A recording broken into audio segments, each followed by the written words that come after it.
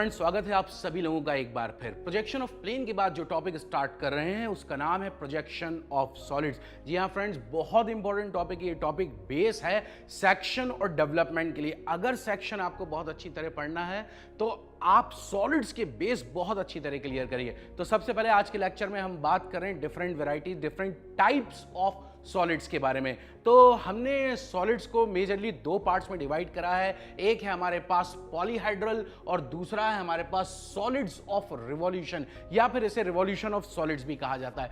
सबसे पहले बात करते हैं हम इसी सॉलिड्स ऑफ रिवॉल्यूशन के बारे में कि सॉलिड्स ऑफ रिवॉल्यूशन एक्चुअली होता क्या है। सॉलिड्स ऑफ रिवॉल्यूशन वो सॉलिड जो किसी चीज को रिवॉल्व कराने से, रोटेट कराने से जनरेट हो। जैसे फॉर एग्जाम्पल मेरे पास एक एक्सिस है और इस एक्सिस के ऊपर मैं एक राइट एंगल ट्राइंगल लगा देता हूं और इस एक्सिस को कस के रोटेट कराता हूं बहुत स्पीड में। तो अब आप सोचिए ये आपको क्या दिखाई देगा?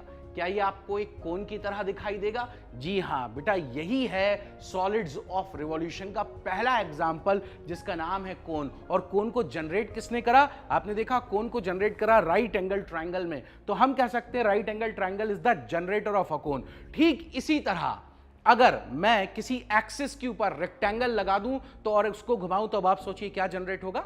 जी हां, एक सिलेंडर। और अगर मैं सेमी सर्कल एक्सिस पे लगाकर रोटेट कराऊं तो अब जो मिलेगा आपके पास स्फीयर। तो हमारे पास तीन एग्जांपल हैं, कोन, सिलेंडर एंड स्फीयर। नाउ अब हम बात करते हैं पॉलीहाइड्रल के बारे में। पॉलीहाइड्रल को मैंने तीन पार्ट्स में डिवाइड करा है। पहला रेगुलर, दूसरा प्रिज्म और तीसरा है हमारे पास पिरामिड्स। तो फ्रेंड्स सबसे पहले बात करते हैं रेगुलर के बारे में। रेगुलर में हमारे पास अकॉर्डिंग टू द सिलेबस दो सॉलिड्स हैं, टेट्राहेड्रन और क्यूब। इस क्यूब को हेक्साहेड्रन भी कहा जाता है। आइए प्रिज्म के बारे में बात करें। तो प्रिज्म में हमारे पास टोटल 4 प्रिज्म हैं, जिसमें पहला प्रिज्म आपके पास है ट्राइंगुलर प्रिज्म, दूसरा प्रिज्म स्क्वायर प्रिज्म, तीसरा पेंटागोनल प्रिज्म और चौथा हेक्सागोनल प्रिज्म। आइए बात करते हैं पिरामिड्स के बारे में। तो पिरामिड में पहला पिरामिड वही ट्रायंगुलर पिरामिड, दूसरा पिरामिड स्क्वायर पिरामिड, तीसरा पिरामिड पेंटागोनल पिरामिड और चौथा pyramid hexagonal pyramid. Friends these are the different types of solids. तो आपने देखे हमने सॉलिड्स को दो पार्ट्स में डिवाइड करा। एक था हमारे पास सॉलिड्स ऑफ रिवॉल्यूशन, दूसरा था पॉलीहाइड्रल। पॉलीहाइड्रल तीन पार्ट्स में डिवाइड है, जैसा रेगुलर, प्रिज्म और पिरामिड्स। आइए अब इन सॉलिड्स में से एक एक सॉलिड्स को हम थोड़ा करीब से समझें और डायमेंशनल प्रॉपर्टीज को देखते हैं। तो फ्रेंड्स सबसे पहले मैं बात कर रहा हूं आपसे यहां पर प्रिज्म के बारे में। प्रिज्म, तो ये रहा आपके सामने एक स्क्वायर प्रिज्म। आप इसको गौर से देखें, अगर आप टॉप देखें तो जैसा टॉप बिल्कुल वैसा ही आपको बेस नजर आ रहा होगा। मैं इसको थोड़ा सा लाइट करता हूं तो अब आपको पीछे की एजेस दिख रही होंगी और ये रही एजेस आपके सामने। तो टोटल नंबर ऑफ कितनी एजेस है गिनिए आप। तो स्क्वायर प्रिज्म के अंदर टोटल 12 एज है यहां पर। और वर्टाइसिस की बात करें अगर कॉर्नर, तो ये देखिए कॉर्नर, तो टोटल 8 कॉर्नर है। तो प्रिज्म है क्या? प्रिज्म वो सॉलिड्स जिनका अपर एंड और लोअर एंड बिल्कुल एक जैसा हो और वो बंधे होते हैं रेक्टेंगुलर फेसेस से। तो ये था स्क्वायर प्रिज्म। ठीक इसी तरह अब है आपके सामने पेंटागोनल प्रिज्म, जिसके अंदर टोटल नंबर ऑफ एजेस हमारे पास 15 हैं, टोटल नंबर ऑफ कॉर्नर 10 हैं। पेंटागोनल प्रिज्म के बाद अब है हमारे पास हेक्सागोनल प्रिज्म। इसके अंदर टोटल नंबर ऑफ एजेस 18 हैं और टोटल नंबर ऑफ कॉर्नर 12 हैं। ये 6 रेक्टेंगुलर फेसेस के साथ बंधे हुए हैं। तो फ्रेंड्स हमारे पास जो मेजरली प्रिज्म है वो है triangular prism, square prism, pentagonal और हेक्सागोनल। तो आपको समझ में आ गया प्रिज्म क्या है। प्रिज्म वो solid bounded by rectangular faces from the same end base to the same end base. Okay friends, अब बात करने जा रहे हैं हम पिरामिड्स के बारे में। तो पहला पिरामिड ये रहा आपके सामने और ये पिरामिड मैं लेकर आया हूं पेंटागोनल पिरामिड। तो पेंटागोनल पिरामिड में अब आप देखिए, टॉप से आप देखेंगे तो आपको पेंटागन दिखाई देगा और मैं सारी एजेस अब आपको दिखाता हूं। तो टोटल नंबर ऑफ एजेस कितनी है यहां पर? टोटल 10 एजेस हैं। अब पेंटागोनल पिरामिड में अगर देखें तो पिरामिड में एक अपेक्स होता है और एक ही बेस होता है यहां पर। और यहां पर जो फेसेस होती हैं वो ट्रायंगुलर होती हैं। तो जो भी पिरामिड हो उसकी फेस जो होंगी वो ट्रायंगुलर होंगी। अगर इसका टॉप व्यू देखें आप तो अब आपको बीच में एक पॉइंट नजर आ रहा होगा और हर कॉर्नर से जाती हुई स्लांट एज आपको अपेक्स पर मर्ज होती हुई दिखाई दे रही होगी। तो फ्रेंड्स, ये था हमारे पास पिरामिड। यहां पर जो ट्रायंगुलर फेस है, उस ट्रायंगुलर फेस के अंदर जो दो ऐसी एज हैं, इनको स्लांट एजेस कहा जाता है। तो मैं उम्मीद करता हूं आपको प्रिज्म, पिरामिड, कोन, सिलेंडर समझ में आ गए होंगे। आइए अब बात करते हैं प्लैटोनिक सॉलिड्स। जी हां, प्लैटोनिक सॉलिड्स को ही रेगुलर सॉलिड्स कहा जाता है और वो रेगुलर सॉलिड्स में सबसे पहले है हमारे पास टेट्राहेड्रन। टेट्राहेड्रन रेगुलर सॉलिड्स क्या बेटा? रेगुलर सॉलिड्स वो सॉलिड्स जिनकी सारी फेस बिल्कुल एक जैसी डायमेंशन में बराबर हो। ये टेट्राहेड्रन के अंदर अगर आप देखें तो टोटल 4 इक्विलेटरल ट्रायंगल हैं और सभी बिल्कुल इक्वल हैं। तो ये हमारे पास पहला रेगुलर सॉलिड्स था। दूसरा है हमारे पास हेक्साहेड्रन, जिसको हम क्यूब भी कहते हैं। आप इसको पहले से ही जानते थे। तो बेटा टोटल नंबर ऑफ कितने स्क्वायर हैं यहां पर? 6, और सभी के डायमेंशन बिल्कुल बराबर। हमें जो पढ़ना है वो ये 2 ही हैं, लेकिन और भी रेगुलर सॉलिड्स होते हैं, जैसे हेक्साहेड्रन के बाद ऑक्टाहेड्रन, ऑक्टाहेड्रन के बाद डोडेकाहेड्रन, डोडेकाहेड्रन के बाद आइकोसाहेड्रन। तो मैं उम्मीद करता हूं फ्रेंड्स कि आपको टाइप्स ऑफ सॉलिड्स अच्छी तरह समझ में आ गए होंगे। बेटा अब हम मिलेंगे अपने नेक्स्ट लेक्चर में और हम बात करेंगे अब डिफरेंट कंडीशंस ऑफ सॉलिड्स के बारे में। Thank you friends. Hello friends, स्वागत है आप सभी लोगों का एक बार फिर। आज हम प्रोजेक्शन ऑफ सॉलिड के फर्स्ट लेक्चर के बाद सेकंड लेक्चर स्टार्ट कर रहे हैं। फर्स्ट लेक्चर में हमने देखा introduction of solid, types of solid, prism, pyramid, cone and cylinder और उनके डायमेंशनल पैरामीटर्स के बारे में बात करी। आज इस लेक्चर में हम कंडीशंस ऑफ सॉलिड्स के बारे में बात करेंगे और कंडीशंस बहुत ज्यादा इंपॉर्टेंट है। आप देख चुके हैं प्रोजेक्शन ऑफ लाइन में हमने कंडीशन पढ़ी, टोटल 7 कंडीशन थी। प्रोजेक्शन ऑफ प्लेन में कंडीशन पढ़ी, टोटल 5 कंडीशन थी। ऐसे ही प्रोजेक्शन ऑफ सॉलिड्स में टोटल हमारे पास 5 कंडीशन है। मेरी रिक्वेस्ट है उन बच्चों से जिन्होंने फर्स्ट लेक्चर नहीं देखा है, वो पहले फर्स्ट लेक्चर सॉलिड्स का इंट्रोडक्शन देख कर आए, तब जाकर आप लोग इस लेक्चर को पूरी तरह यूटिलाइज कर पाएंगे। तो फ्रेंड्स, आइए स्टार्ट करते हैं कंडीशन नंबर 1 से। तो कंडीशन नंबर 1 ये रही हमारे सामने और कंडीशन नंबर 1 है axis of the solid perpendicular to HP and parallel to VP. तो कंडीशंस को समझने के लिए हमने जिस सॉलिड को एज अ डेमोन्स्ट्रेशन उठाया उसका नाम है स्क्वायर प्रिज्म। और स्क्वायर प्रिज्म ये रहा आपके सामने। चारों फेसेस रेक्टेंगुलर हैं, अपर एंड स्क्वायर और बेस यहां पर स्क्वायर। टोटल कितनी एजेस हैं इसके पास? टोटल 12 एज हैं। 4 ऊपर वाले स्क्वायर में, 4 नीचे वाले स्क्वायर में और 4 सराउंडिंग एजेस हैं। एक्सिस वो इमेजिनरी लाइन है जो इसके सेंटर से पास हो रही है और कंडीशन क्या कह रही है कि इसका जो एक्सिस है वो एचपी से परपेंडिकुलर है और वीपी के पैरेलल है। तो कंडीशन बनाने से पहले एक बहुत इंपॉर्टेंट सवाल वो ये कि हम कंडीशन बनाना स्टार्ट कौन से व्यू से करेंगे? क्या हम फ्रंट व्यू पहले बनाएं या हम टॉप व्यू पहले बनाएं या कहीं से भी बनाना स्टार्ट कर सकते हैं?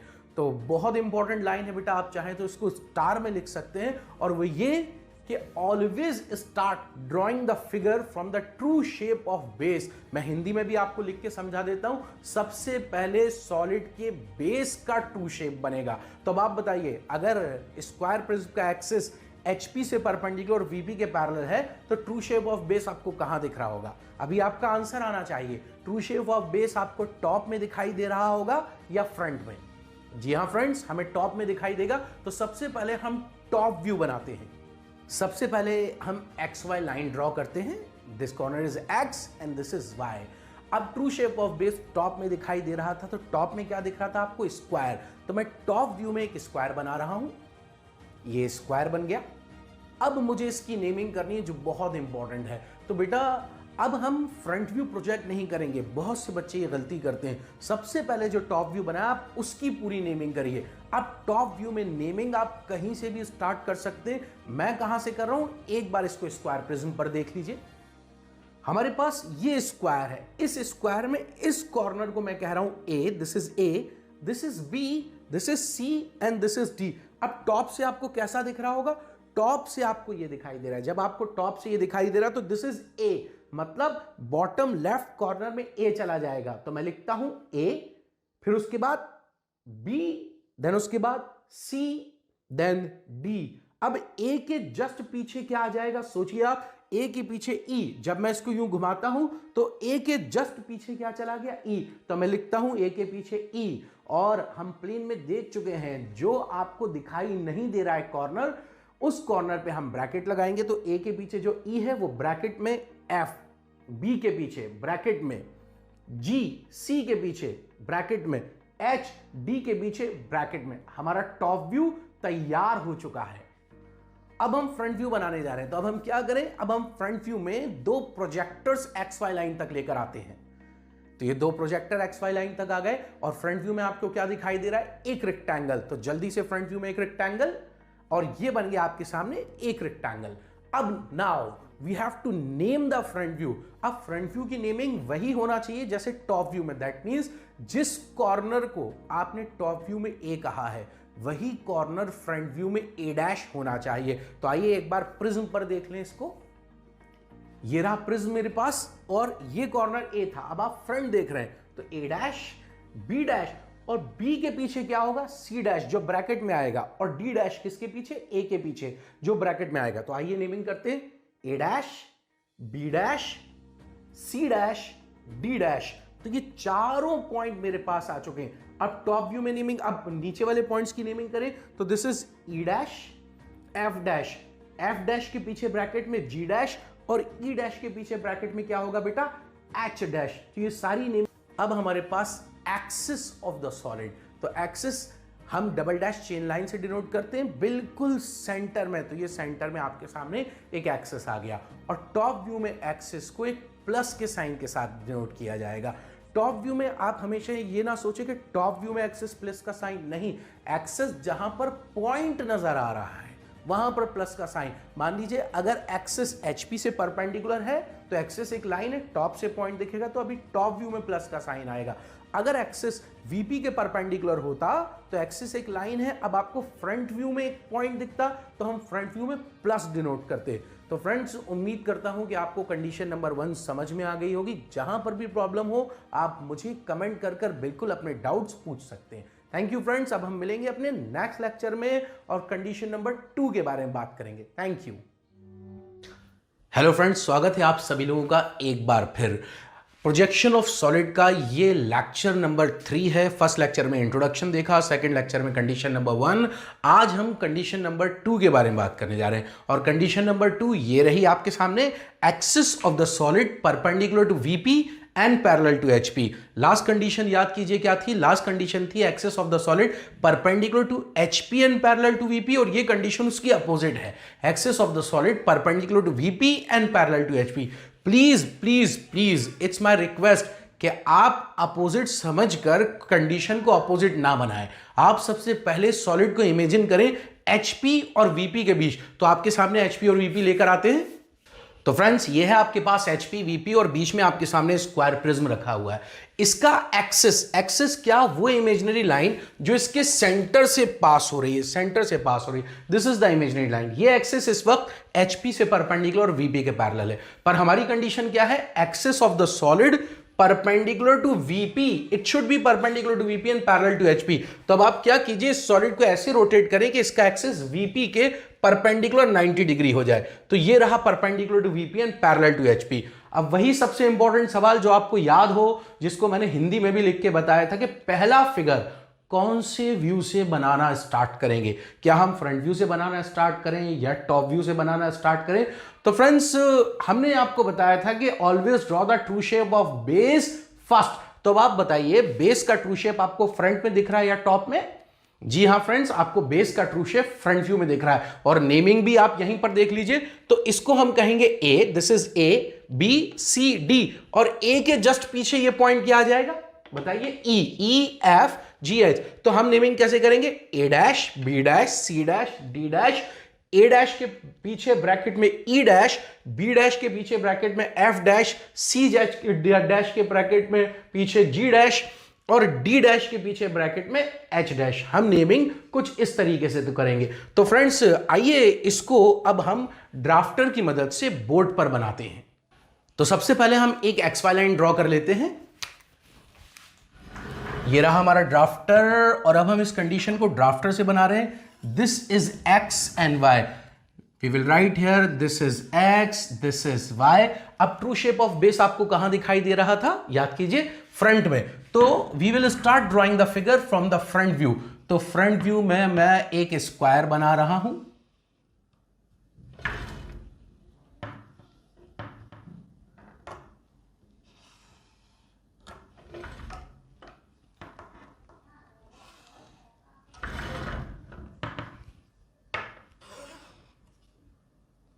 तो फ्रेंड्स फ्रंट व्यू मैंने स्क्वायर बना दिया और सबसे पहले अब हम नेमिंग करते हैं इस स्क्वायर की।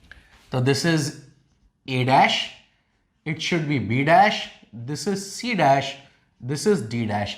ए डैश के ब्रैकेट में याद है आपको E dash, then after B dash के ब्रैकेट में एफ डैश, फिर बी डैश के बाद ब्रैकेट सी डैश के बाद ब्रैकेट में जी डैश, और जी डैश के बाद एच डैश डी डैश के पीछे ब्रैकेट में ये रहा। अब टॉप व्यू में प्रोजेक्शंस ड्रॉप करें और टॉप व्यू में क्या दिखना चाहिए, इमेजिन कीजिए आप टॉप से देख रहे हैं, सॉलिड था, सॉलिड को आप टॉप से देख रहे हैं, तो टॉप से आपको क्या दिखाई दे रहा होगा जी, एक रेक्टेंगल।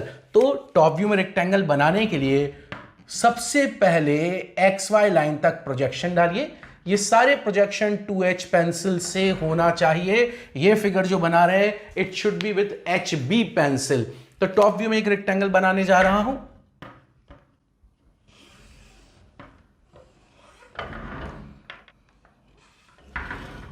इसको एक्स वाई लाइन पर इस हिस्से को भी हम डार्क करें। Now naming of the solid. अब आप वीडियो को पॉज कीजिए और अब आप सोचिए कि मैं किस पॉइंट को ए कहूंगा।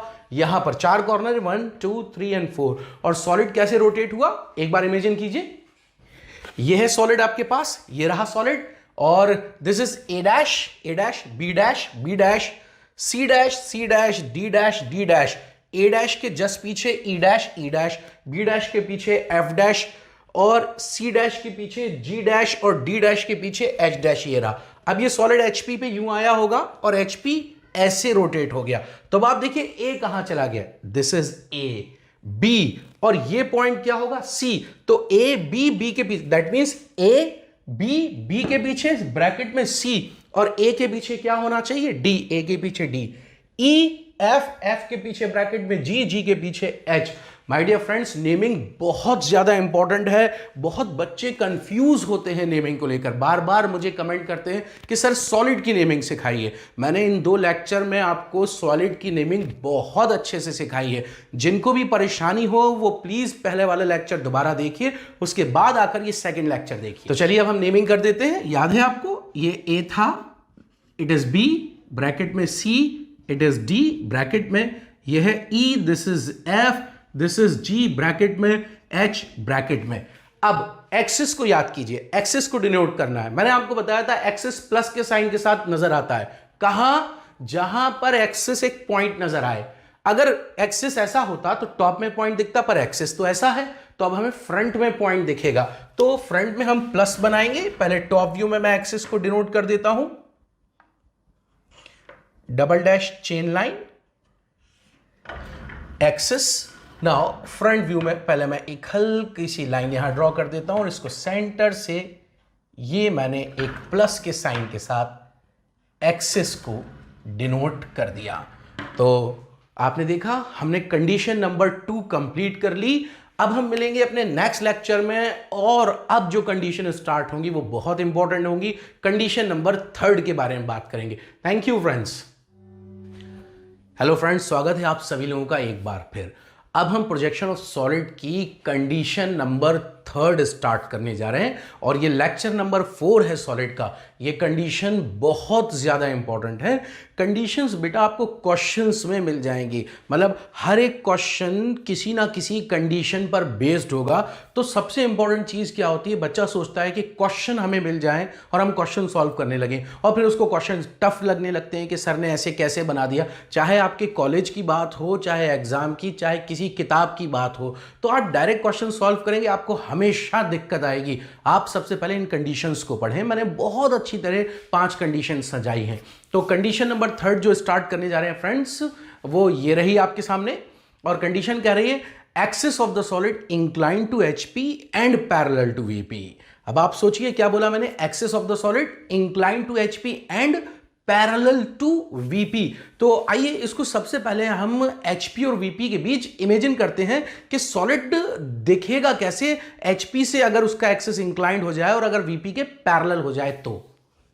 ओके फ्रेंड्स, ये रहा एचपी, ये है आपके पास वीपी और इस वक्त इसका सॉलिड एचपी से परपेंडिकुलर और वीपी के पैरेलल है, मतलब ये कंडीशन है। ये आप देख सकते हैं, दिस इज, थोड़ा सा मैं इसको इधर रखता हूं ताकि इस लाइन से आप दिक्कत ना दें। ये रहा एक्सिस ऑफ द सॉलिड। अब मुझे इसको ऐसे करना है, एक्स से, तो हम क्या करेंगे, हम लेफ्ट हैंड साइड से, लेफ्ट हैंड से सॉलिड को पुश करेंगे। लेफ्ट हैंड से पुश करेंगे तो ये राइट हैंड के बेस की इस एज पर, एचपी पर रेस्ट करने लगेगा। आई रिपीट, मैंने बोला इसको लेफ्ट हैंड से पुश करें, तो मैंने लेफ्ट हैंड से पुश करा, राइट हैंड की एक बेस की एक एज पर वो रेस्ट कर रहा है। अब इसका एक्सिस इंक्लाइंड हो चुका है, किससे, एचपी से, पर वीपी के क्या है बेटा, वो वीपी के पैरेलल है।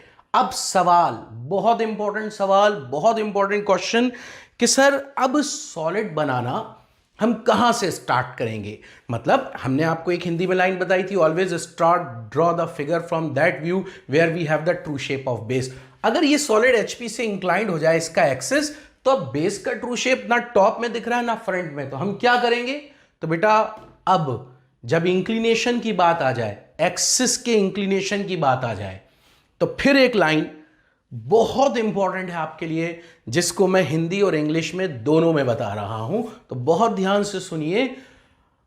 If axis is inclined to any plane, so make the axis perpendicular to that plane from which it is inclined and draw the true shape first. I repeat once again, if the axis of the solid is inclined to any plane, so make the axis of the solid perpendicular to that plane and draw the true shape of base first. Hindi में समझाता हूं, वो ये कि solid का axis जिस plane से inclined होगा उस प्लेन के पहले एक्सिस को परपेंडिकुलर कीजिए और अब ट्रू शेप ऑफ बेस बनाइए। तो इस कंडीशन में हमारे पास दो फिगर बन जाएंगे, मतलब ये बिल्कुल पहली कंडीशन, जो फर्स्ट कंडीशन है वैसे नजर आएगा। देखिए कैसे, ये रहा एक्सिस एचपी से इंक्लाइंड है, तो हम क्या करेंगे, एक स्टेप पीछे जाएंगे, जैसे प्लेन में हम काम करते थे, एक स्टेप पीछे गए।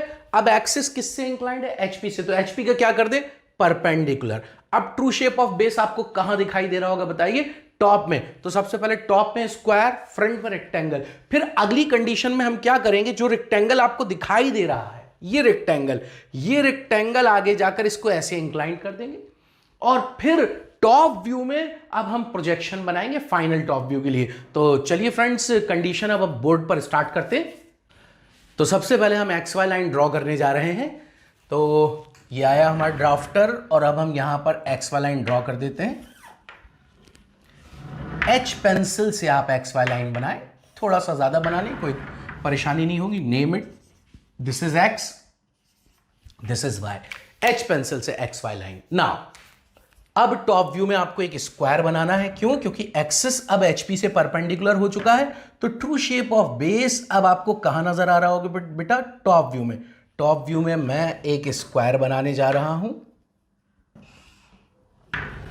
अब ये प्रोजेक्शन मैं फ्रंट व्यू के लिए ले जाता हूं, एक्स वाई लाइन तक प्रोजेक्टर। ये बिल्कुल फर्स्ट कंडीशन की कॉपी है और whatever the height is given in the question, ये सब क्वेश्चन में दी रहती है कि सॉलिड की हाइट कितनी लेनी है, उस हिसाब से आप हाइट ले लीजिए। टॉप व्यू में प्रोजेक्शंस ड्रॉप करते हैं। Now we have to represent the axis of the solid, and I have already explained the axis of the solid is represented by hidden line, sorry, double dash chain line. Now in the top view it will be represented with the help of plus sign. तो plus sign की मदद से हम इसको यहां पर बनाते हैं।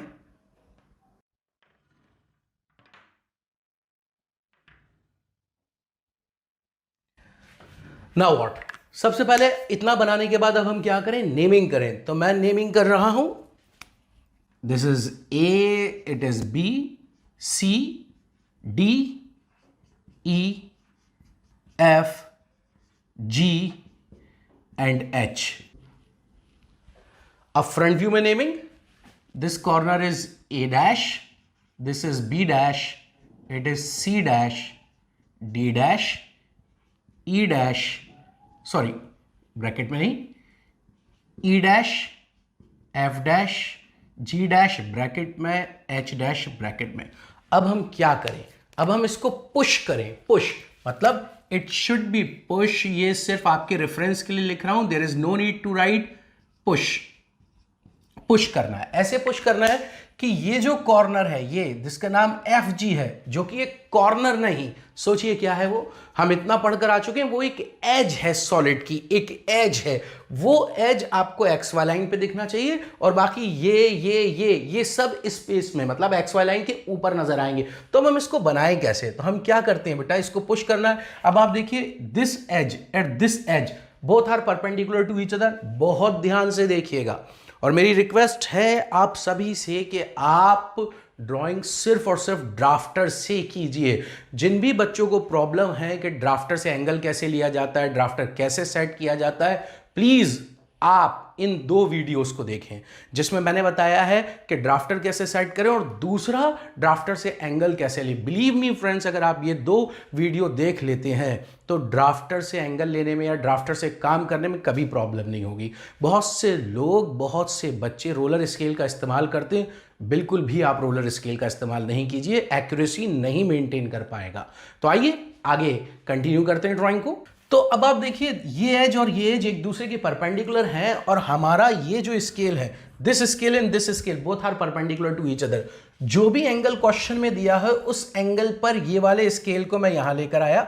जैसे सपोज कीजिए मैं अभी इसको ले लेता हूं 45 डिग्री, मान लीजिए क्वेश्चन में गिवन है। और अब हम क्या करें, यहां से 2 काम कर सकते हैं, या तो हाइट के बराबर लाइन खींच दीजिए, या फिर सबसे पहले लाइन खींच दीजिए इस स्केल से कितनी भी बड़ी, फिर इस स्केल को यहां देखिएगा ध्यान से, इधर रखकर यहां पर जितना बेस है उतना बड़ा, या फिर कितनी भी बड़ी एक लाइन ड्रॉ कर दीजिए। जैसे मैंने कितनी भी बड़ी एक लाइन ड्रॉ कर दी। अब हम क्या करें, अब हम कंपास उठाएंगे, ये रेडियस लेकर यहां कट कर दें और ये रेडियस लेकर यहां कट कर दें। बहुत आसान है। ये रहा कंपास, और इस कंपास से मैं सबसे पहले हाइट मेजर करता हूं। कुछ भी मेजर कर सकते हैं, डिपेंड्स ऑन यू। मैंने हाइट मेजर कर ली, तो यहां रखा और ये हाइट ये कट कर दी। अब मैं ये बेस एज मेजर करता हूं, जो कि एक स्क्वायर को रिप्रेजेंट कर रही है। सुना आपने मैंने क्या बोला, ये एज एक स्क्वायर को रिप्रेजेंट कर रही है। यहां रखकर एक आर्क आपने ये लगा देना है। बाकी जो अनवांटेड लाइन है आप उसको रब कर दीजिए। तो मैं इसको यहां से ये रब कर दिया, इसको यहां से ये रब कर दिया। अब इनके पैरेलल लाइन ड्रॉ करके ड्राफ्टर टाइट रखें, बहुत इंपॉर्टेंट है, ड्राफ्टर टाइट रखें, कभी ड्राफ्टर लूज नहीं होना चाहिए। अब ड्राफ्टर के इस स्केल को यहां लेकर आए, और यहां लाने के बाद इसके जस्ट पैरेलल एक लाइन ये ड्रॉ कर दी, और इसके पैरेलल इस स्केल से, इस स्केल को मैं यहां लेकर गया, यहां ले जाने के बाद इस स्केल से एक लाइन मैंने ये ड्रॉ कर दी। और जैसी लाइन ड्रॉ करी तो मुझे पता चला कि ये लाइन थोड़ी छोटी थी, मैंने प्रिकॉशनरी छोटी ही ड्रॉ करी थी। अब मैं ले जाकर इसको यहां पर मर्ज कर देता हूं, लाइन को एक्सटेंड कर देता हूं, ये मैंने कर दिया। Axis represented by double dash chain line in the centre. तो मैं सेंटर में एक्सिस को डबल डैश चेन लाइन से डिनोट कर देता हूं। ये रहा हमारा एक्सिस, और whatever the angle is given that should be represented here, हम उसको यहां पर रिप्रेजेंट करते हैं इनवर्ट और आउटवर्ड एरो के साथ। नाउ नेमिंग, सेम नेमिंग जो यहां है वही नेमिंग मैं वहां करूंगा। Now we have to project these points in the top view, and we have to draw the parallel line parallel to xy line from here, and we have to draw final top view। तो आइए final top view बनाते हैं।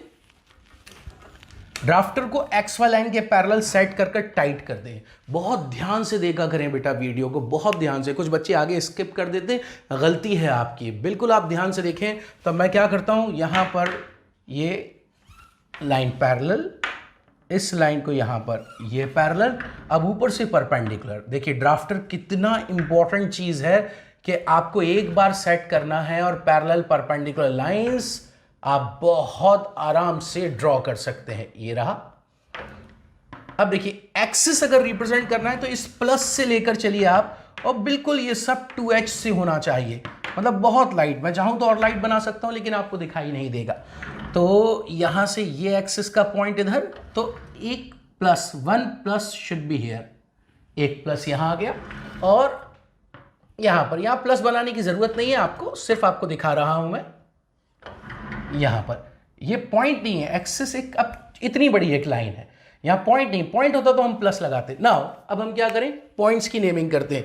This is A, this is A dash, ये जा रहा है, और ऊपर से ये आप प्रोजेक्शन ऑफ प्लेन में देख चुके हैं, मैं इनको रब कर दूं थोड़ा सा, तो this is A, likewise b, this point is b, and where we have c, a b, a b c। अब आप देखिए c कहां है, ऊपर से c आ रहा है, this point is c, likewise this is d।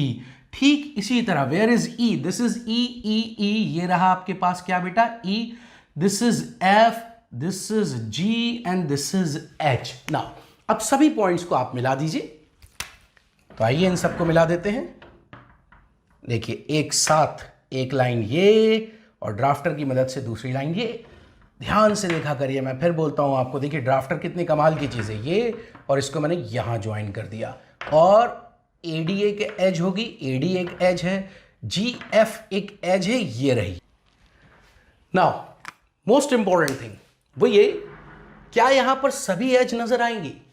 आप ध्यान से सोचिए, क्या यहां सभी एज आपको दिखाई देंगी? The answer is no. यहां पर कोई एज हिडन होने वाली है। हिडन लाइन वो लाइन जो है तो पर दिखाई नहीं दे रही। जैसे फॉर एग्जांपल एक बार सॉलिड आपकी आंखों के सामने लेकर आते हैं, ये रहा solid. Now you are observing, this is the top view, you are observing from top, आप टॉप से देख रहे हो, तो ये तो कितनी एज है टोटल? 12, 1 2 3 4, और 4 उसके बाद पीछे 5 6 7 8, और ये 4 ये और 4 ये, टोटल 12 एज है, 12।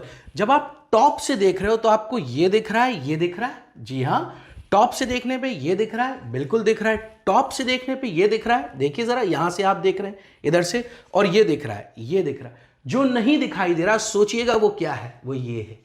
वो कौन सी एज है? वो एज है जो रेस्ट कर रही है। तो यहां पर वो एज कहां है, आप सोचिए पहले।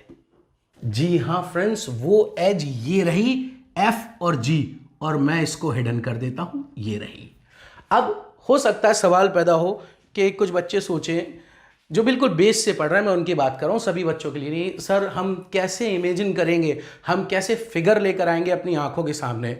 कुछ मज़ेदार ट्रिक हैं, लास्ट कंडीशन में तो आपको मज़ा आ जाएगा। बहुत अच्छी ट्रिक मैं आपको सिखाऊंगा, बिल्कुल हिडन लाइन आप ऐसे बनाएंगे, ऐसे। लेकिन अभी यहाँ पर देखिए, आप कौन सा व्यू देख रहे हैं? टॉप।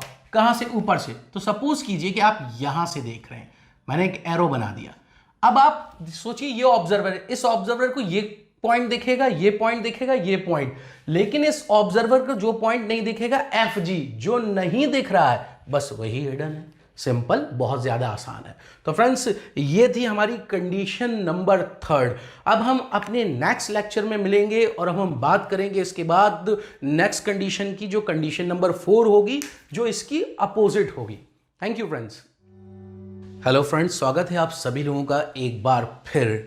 प्रोजेक्शन ऑफ सॉलिड्स के लेक्चर चल रहे हैं, ये लेक्चर नंबर 5 और कंडीशन नंबर 4 के बारे में बात करने जा रहे हैं। This is the second last condition of projection of solids, और कंडीशन नंबर 4 जो है वो थर्ड की जस्ट अपोजिट है। तो कंडीशन नंबर 4 ये रही आपके सामने, axis of the solid incline to VP and parallel to HP। अब एक्सिस किससे इंक्लाइंड है बेटा? VP से। और किसके पैरेलल है? HP के पैरेलल है। तो हम क्या करते हैं, मैंने आपको बताया है कि एक्सिस जिससे इंक्लाइंड होता है, एक्सिस को उस प्लेन के परपेंडिकुलर कर देते हैं और ट्रू शेप ऑफ बेस बनाते हैं। इस कंडीशन में एक्सिस VP से इंक्लाइंड है, तो अब हम स्क्वायर प्रिज्म को VP के परपेंडिकुलर कर देंगे, और ट्रू शेप ऑफ बेस अब आपको कहां दिखाई देगा? आप इमेजिन करिए, आप सोचिए, अब ट्रू शेप ऑफ बेस कहां दिखाई देना चाहिए आपको? फ्रंट व्यू में दिखाई देगा। तो अब हम सबसे पहले फ्रंट व्यू बनाएंगे, फिर टॉप व्यू में आपको क्या दिखेगा? रेक्टेंगल। एक बार इसको प्रिज्म की मदद से और देख लीजिए। तो फ्रेंड्स ये रहा स्क्वायर प्रिज्म। अब इसका जो एक्सिस है, एक्सिस वो VP के परपेंडिकुलर है, ये रहा। अब मुझे इसको VP से इंक्लाइन करना, ये हो गया VP से इंक्लाइन। तो अब हम क्या करेंगे, मैंने आपको अभी बताया था एक्सिस जिससे इंक्लाइंड है उससे परपेंडिकुलर कर दो, VP के परपेंडिकुलर कर दिया। अब ट्रू शेप ऑफ बेस कहां दिख रहा है? फ्रंट में। और टॉप से क्या दिख रहा होगा? टॉप से मतलब अगर आप यहां से देख रहे हो फ्रॉम दिस डायरेक्शन, तो ये HP नीचे घुमाया, अब आपको टॉप से एक रेक्टेंगल नजर आ रहा है, फ्रंट से एक स्क्वायर नजर आ रहा है। फिर आप क्या करोगे? इसको पुश करोगे, पुश लेफ्ट हैंड साइड से पुश करोगे तो ये यूं। इसका मतलब जो टॉप से रेक्टेंगल दिख रहा होगा वो आगे जाकर ऐसा हो जाएगा, ऐसा, इस तरीके से। तो अब हम इस कंडीशन को बोर्ड पे बनाने जा रहे हैं। सबसे पहले एक्स वाई लाइन ड्रॉ करते हैं। This is X Y line, और एच पेंसिल से ड्रॉ करें आप इसे, लाइट थोड़ा, X Y, this is X and this is Y. Front view में अब आपको क्या नजर आ रहा है? एक स्क्वायर दिखाई दे रहा है, तो फ्रंट व्यू में मैं स्क्वायर बनाने जा रहा हूं। Front view is a square. कोई भी डायमेंशन लेकर आप अभी बनाइए, हम कंडीशंस देख रहे हैं, कुछ भी डायमेंशन के साथ आप बना सकते हैं। अब टॉप व्यू में आपको रेक्टेंगल दिखाई देगा, तो प्रोजेक्शन लाइट बिल्कुल 2H पेंसिल से टिल एक्स वाई लाइन। अब टॉप व्यू में एक रेक्टेंगल, तो टॉप व्यू में रेक्टेंगल ये आ रहा है, थोड़ा सा बड़ा ले लेते हैं ताकि अच्छा दिखाई दे। ये बन गया आपका रेक्टेंगल। अब आपको एक्सिस को रिप्रेजेंट करना है अगर, तो हम एक्सिस को रिप्रेजेंट करते हैं। कौन सी लाइन बताइए? Double dash chain line. और बिल्कुल सेंटर में यहां पर एक्सिस एक प्लस के साइन के साथ डिनोट होगा, तो प्लस के साइन के साथ डिनोट कर देंगे हम इसे। This is the axis. Now naming, और इसको और डार्क कर। अब नेमिंग करते हैं। तो नेमिंग फ्रंट व्यू में जो सबसे पहले बना था वो ये था, A dash, it is B dash, it is C dash, it is D dash, this is E, this is F, सब कुछ ब्रैकेट में है ये, जी डैश, और ये रहा आपके पास क्या? H dash. टॉप व्यू में इट इज ए बी। अब सी डी कहां होगा जरा सोचिए जी, ये बी के पीछे सी और ए के पीछे D, this is E, this is F, this is G and this is H. तो अगर आप ध्यान से देखें तो क्या है, ये condition number 2 as it is हमारी बन गई, नेमिंग भी वही है। अब आपको इसको पुश करना है। मैं यहां लिखता हूं पुश, आपको समझाने के लिए, आपके रेफरेंस के लिए। आपको कभी क्वेश्चन में इसको नहीं लिखना है, पुश करें। नाउ अब मैं अगर इसको पुश करूं तो ये जो कॉर्नर दिख रहा है जो कि एक एज है एफ जी, वो यहां नजर आ जाएगी। ये वाली लाइन जो आपको दिखाई दे रही है, मैं आपको एक बार मार्कर की मदद से समझाता हूं। ये जो लाइन दिख रही है और ये जो लाइन है, ये ऐसे जाकर ऐसे हो जाएगा। मतलब ये वाली लाइन कौन सी होगी? ये होगी, और ये वाली एज वो ये आ जाएगी। एक बार फिर से देख लीजिए, इट इज लाइक दिस, यहां आया, ये ऐसे हो जाएगा। इसका मतलब हमारे ड्राफ्टर के दोनों स्केल बहुत आराम से इस कंडीशन को बनाने में आपकी मदद कर सकते हैं। वॉट एवर द एंगल, जो भी एंगल आपको लेना है, आप उस एंगल पर एक लाइन ड्रॉ कर दीजिए। फिर इस स्केल से, ध्यान रहे ड्राफ्टर टाइट रहे, इस एंगल से यहां से आप जितना बड़ा बेस था उतनी बड़ी आप लाइन ड्रॉ कर सकते हैं, या फिर वही कंपास से आप मार्किंग कर सकते हैं। सेंटर पे एक लाइन लगा दी, और सेंटर में क्या रिप्रेजेंट करेंगे हम? एक्सिस। अब मैं देख लेता हूं मैंने यहां पर हाइट कितनी ली थी। जितनी भी हाइट मैंने यहां पर ली थी एग्जैक्टली उतनी बड़ी एज मैं यहां पर ले लेता हूं। सॉरी, इस स्केल से मार्किंग दूंगा मैं। ये मैंने मार्क कर लिया अपने स्केल पर, और आपको मार्क करने की जरूरत नहीं होगी क्योंकि क्वेश्चन में हाइट गिवन होगी। जैसे 40 mm गिवन है तो स्केल से सीधे 40 mm ले लीजिए, 50 गिवन है तो 50 ले लीजिए। ये बस जल्दी बनाने के चक्कर में मैं इसको ऐसे मार्क करा है मैंने। आप बिल्कुल भी स्केल पर कभी ऐसी गलती नहीं कीजिएगा। नाउ अनवांटेड लाइंस को मैंने मिटा दिया, और ये जो एक्सिस है इसको एक्स वाई लाइन तक ले जाइए। ये ले गया मैं एक्स वाई लाइन तक। नेमिंग बिल्कुल सेम है, तो जल्दी से नेमिंग कर देते हैं। नाउ अब फ्रंट व्यू में पॉइंट्स प्रोजेक्ट करना है, तो इन सभी पॉइंट्स को मैं फ्रंट व्यू तक ऊपर एक्सटेंड कर रहा हूं, और सेंटर वाली लाइन एक्सिस को रिप्रेजेंट करने के लिए मैंने डाल दी। नेमिंग अगर आप करें तो सभी पॉइंट की नेमिंग कर दीजिए जैसे आपने पिछली कंडीशन में करी थी। Here we have A, this is A dash, they both intersect here, this is A dash, B B, this is B dash, here we have what? This is C dash and this is D dash. Likewise, where we have E, this is E dash, this is F dash, this is G dash and this is H dash. सभी points को मिलाएं, और जब तक मैं इन points को मिला रहा हूं, क्या आप वो एक हिडन एज के बारे में सोच सकते हैं कौन सी होगी? जी, एक हिडन, मतलब यहां हिडन देखनी है अगर, तो आसान तरीका है, ये है, समझिए ऑब्जर्वर। ये ऑब्जर्वर जा रहा है, इसको ये दिख रहा है। अब आप सोच लीजिए कि क्या नहीं दिखेगा। मैं जब तक इसको डार्क कर रहा हूं, आपका आंसर आ जाना चाहिए कि कौन सी एज सर अब हिडन करेंगे।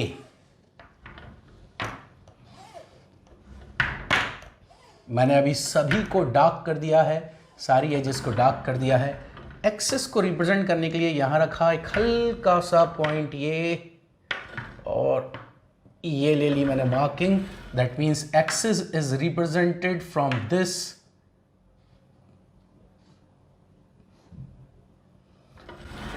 ये एक्सिस रिप्रेजेंट हो गया है। तो क्या लगता है आपको कौन सी हिडन होना चाहिए? जी हाँ बिल्कुल, F G should be hidden, F dash G dash. ये रही हमारी कंडीशन नंबर 4।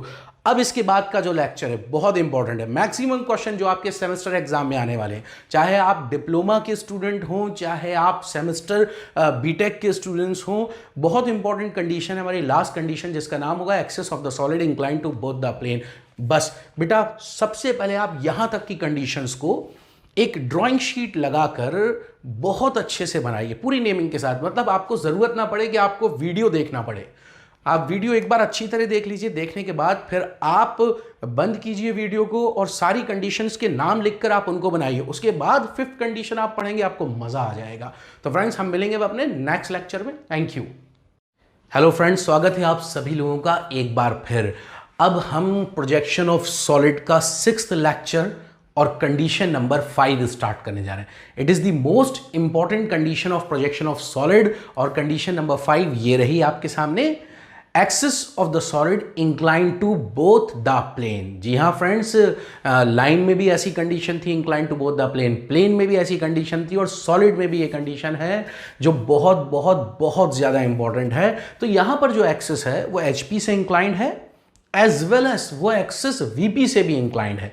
तो कंडीशन को समझने के लिए सबसे अच्छा तरीका है कि हम एक क्वेश्चन उठा लेते हैं, और उस क्वेश्चन में सॉलिड के डायमेंशंस भी दिए होंगे, edge of the base, height दी होगी और एंगल्स भी दिए होंगे। तो हमारे लिए कंडीशन को समझना आसान हो जाएगा और इस बहाने से एक क्वेश्चन भी हमारा कंप्लीट हो जाएगा। तो आइए क्वेश्चन स्टार्ट करते हैं, और क्वेश्चन ये है आपके सामने, draw the position of a square prism of base 40 mm side and height 65 mm long is resting on one of its base edge on the HP and inclined at 30 degree to the VP. Its axis is inclined at 45 degree to the HP. अब आप question को pause करिए और ध्यान से देखिए। आपके सामने क्वेश्चन है, आप क्वेश्चन में देखिए, यहां पर आपको एक एंगल दिया है, वो बोल रहा है कि solid is resting on one of its base edge on the HP, मतलब बेस की एक एज पर HP पर रेस्ट कर रहा है, and inclined at 30 degree to the VP, और वही एज जो HP पर रेस्ट कर रही है वो VP से 30 डिग्री इंक्लाइंड है। फिर वो बोल रहा है इसका जो एक्सिस है वो एक्सिस HP से 45 डिग्री इंक्लाइंड है। आपके पास दो एंगल यहां पर गिवन है। मैं चाहता हूं कि इसको अब हम सबसे पहले HP और VP के बीच इमेजिन करते हैं और फिर कंडीशन को आगे बनाते हैं। ओके फ्रेंड्स, ये हमारा स्क्वायर प्रिज्म और ये HP पे भी रखा हुआ है। क्वेश्चन बोल रहा है कि square prism edge of base 40 mm, that means ये 40 mm given, and height of the axis, that means height of the solid is given, that is 65 mm. It is resting on one of its base edge, मतलब this is base, इसकी एक edge पर, चारों edge हैं, किसी भी एक edge पर रेस्ट कर सकता है। तो सपोज करिए मैंने ये पुश करा और ये राइट हैंड के बेस एज पे रेस्ट कर रहा है। अब जो एज रेस्ट कर रही है, जो एज, आप उसको देख सकते हैं, अगर आपको ये सरफेस दिखाई दे रही है और नहीं दिखाई दे रही, थोड़ा सा मैं नीचे करता हूं आपके लिए, इसको मैं और ज्यादा नीचे नहीं कर सकता, आप समझ सकते हैं सॉलिड गिर जाएगा। तो ये रहा। अब आप इस एज को इमेजिन करिए, मैं एक बार वो एज बना के बताता हूं। थोड़ा सा कैमरे के सामने आना पड़ा है, I am sorry for that, मैं हट गया हूं। अब आपको मैं सॉलिड को हटाता हूं, ये हटाया। ये जो एज आपको दिख रही है, this edge is perpendicular to VP। अब हम क्या करेंगे, मैंने इसको थोड़ा सा दूर रख दिया ताकि आपको एज दिखाई दे। ये एक्सिस इंक्लाइंड हुआ और एज रेस्ट कर रही है। जो एज रेस्ट कर रही है अकॉर्डिंग टू द क्वेश्चन वो 30 डिग्री इंक्लाइंड है ऐसे, और एक्सिस का इस HP से जो एंगल दिया है वो 45 डिग्री दिया है। दैट मींस इस कंडीशन में जब सॉलिड यहां रखा हुआ है, इस कंडीशन में हमें फिगर का फ्रंट व्यू और टॉप व्यू बनाना है। मतलब आप इमेजिन करिए कि अगर मैं टॉप से प्रोजेक्टर्स डालूं तो यहां जो फिगर बनेगा, और फ्रंट से प्रोजेक्टर डालूं अभी जो फिगर बनेगा वो हमें बनाना है। वहां तक पहुंचने के लिए क्या स्टेप्स होना चाहिए, हम क्वेश्चन बनाना कहां से स्टार्ट करेंगे, कैसे समझेंगे, अगर क्वेश्चन में दो एंगल दिए होंगे तो पहले कौन सा बनाया जाएगा, क्या जो पहली लाइन में लिखा है वो पहले बनाया जाएगा या यहां पर कुछ और इंपॉर्टेंट बात। ओके फ्रेंड्स, अभी तक हमने जितना भी पढ़ा है, अब जो मैं आपको बताने जा रहा हूं this is the most important line. वही बात इंग्लिश में भी हिंदी में भी आप अपने नोट्स में इसको बिल्कुल प्रॉपर तरीके से लिखेंगे। यहां पर दो एंगल गिवन है, एक एज एंगल है, एज एंगल मतलब जो बेस का एज 30 डिग्री वाला है, दूसरा एक्सिस इंक्लिनेशन है, एक्सिस एंगल जो 45 डिग्री है। अब कौन सा एंगल पहले बनेगा, some student and even some teachers get confused, जो एंगल पहले दिया होता है वो पहले बना लेते हैं या फिर क्वेश्चन का सॉल्यूशन कहीं मिल जाता है तो चीज आसान हो जाती है। अब आप बहुत इंपॉर्टेंट बात सुने, ये स्टार पॉइंट है, आप इसको लिख सकते हैं, वो ये मैं आपको पहले हिंदी में बनाता हूं कि सबसे पहले एक्सिस इंक्लिनेशन बनेगा, बात खत्म। बस इतना ध्यान रखना है आपको। क्या बोला मैंने, रिपीट कर, always always draw the axis inclination first.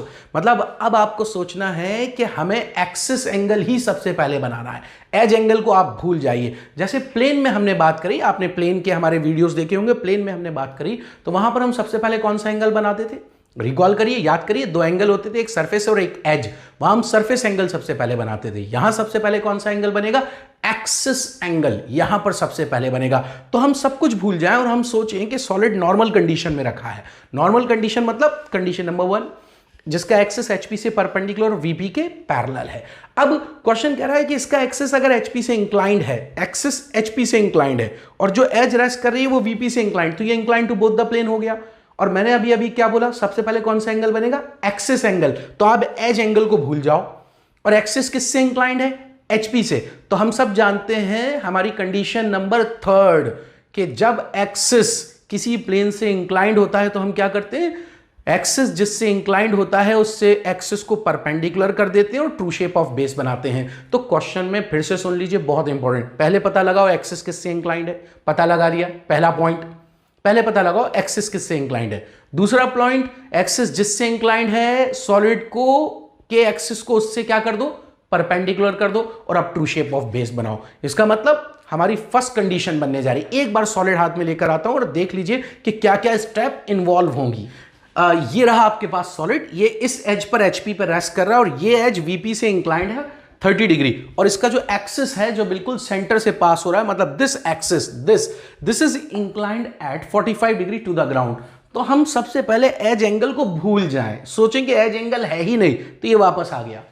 अब एक्सिस एंगल है हमारे पास, तो अगर आप ध्यान से देखिए तो अगर मैं यहीं रुक जाऊं तो क्या ये हमारी कंडीशन नंबर 3 है, जी हां, एक्सिस एचपी से इंक्लाइंड और वीपी के पैरेलल। तो कंडीशन नंबर 3 तक आपको सोचिए एज इट इज बनाना है। क्यों, क्योंकि एक्सिस एचपी से इंक्लाइंड है, एक स्टेप पीछे जाइए, एक्सिस को एचपी से परपेंडिकुलर कर दीजिए और ट्रू शेप ऑफ बेस बनाइए। मैं सबसे पहले माफी चाहता हूं कि मैं एक्सप्लेन बहुत ज्यादा करता हूं, जिसकी वजह यह है कि बेटा मेरे दिमाग में वो बच्चा सबसे ज्यादा होता है जो पहली बार सब्जेक्ट को पढ़ रहा है। तो I am sorry for that उन स्टूडेंट्स के लिए जो अगर रिवाइज कर रहे हैं या सिर्फ एक पर्टिकुलर किसी चीज को देखने आए हैं या ये सोचने आए कि वो हिडन लाइन कैसे पता करते हैं, आज सर हमको बताएंगे, तो आप आगे स्किप कर कर देख सकते हैं, लेकिन सजेशन नहीं है मेरा, इट इज नॉट सजेस्टेड।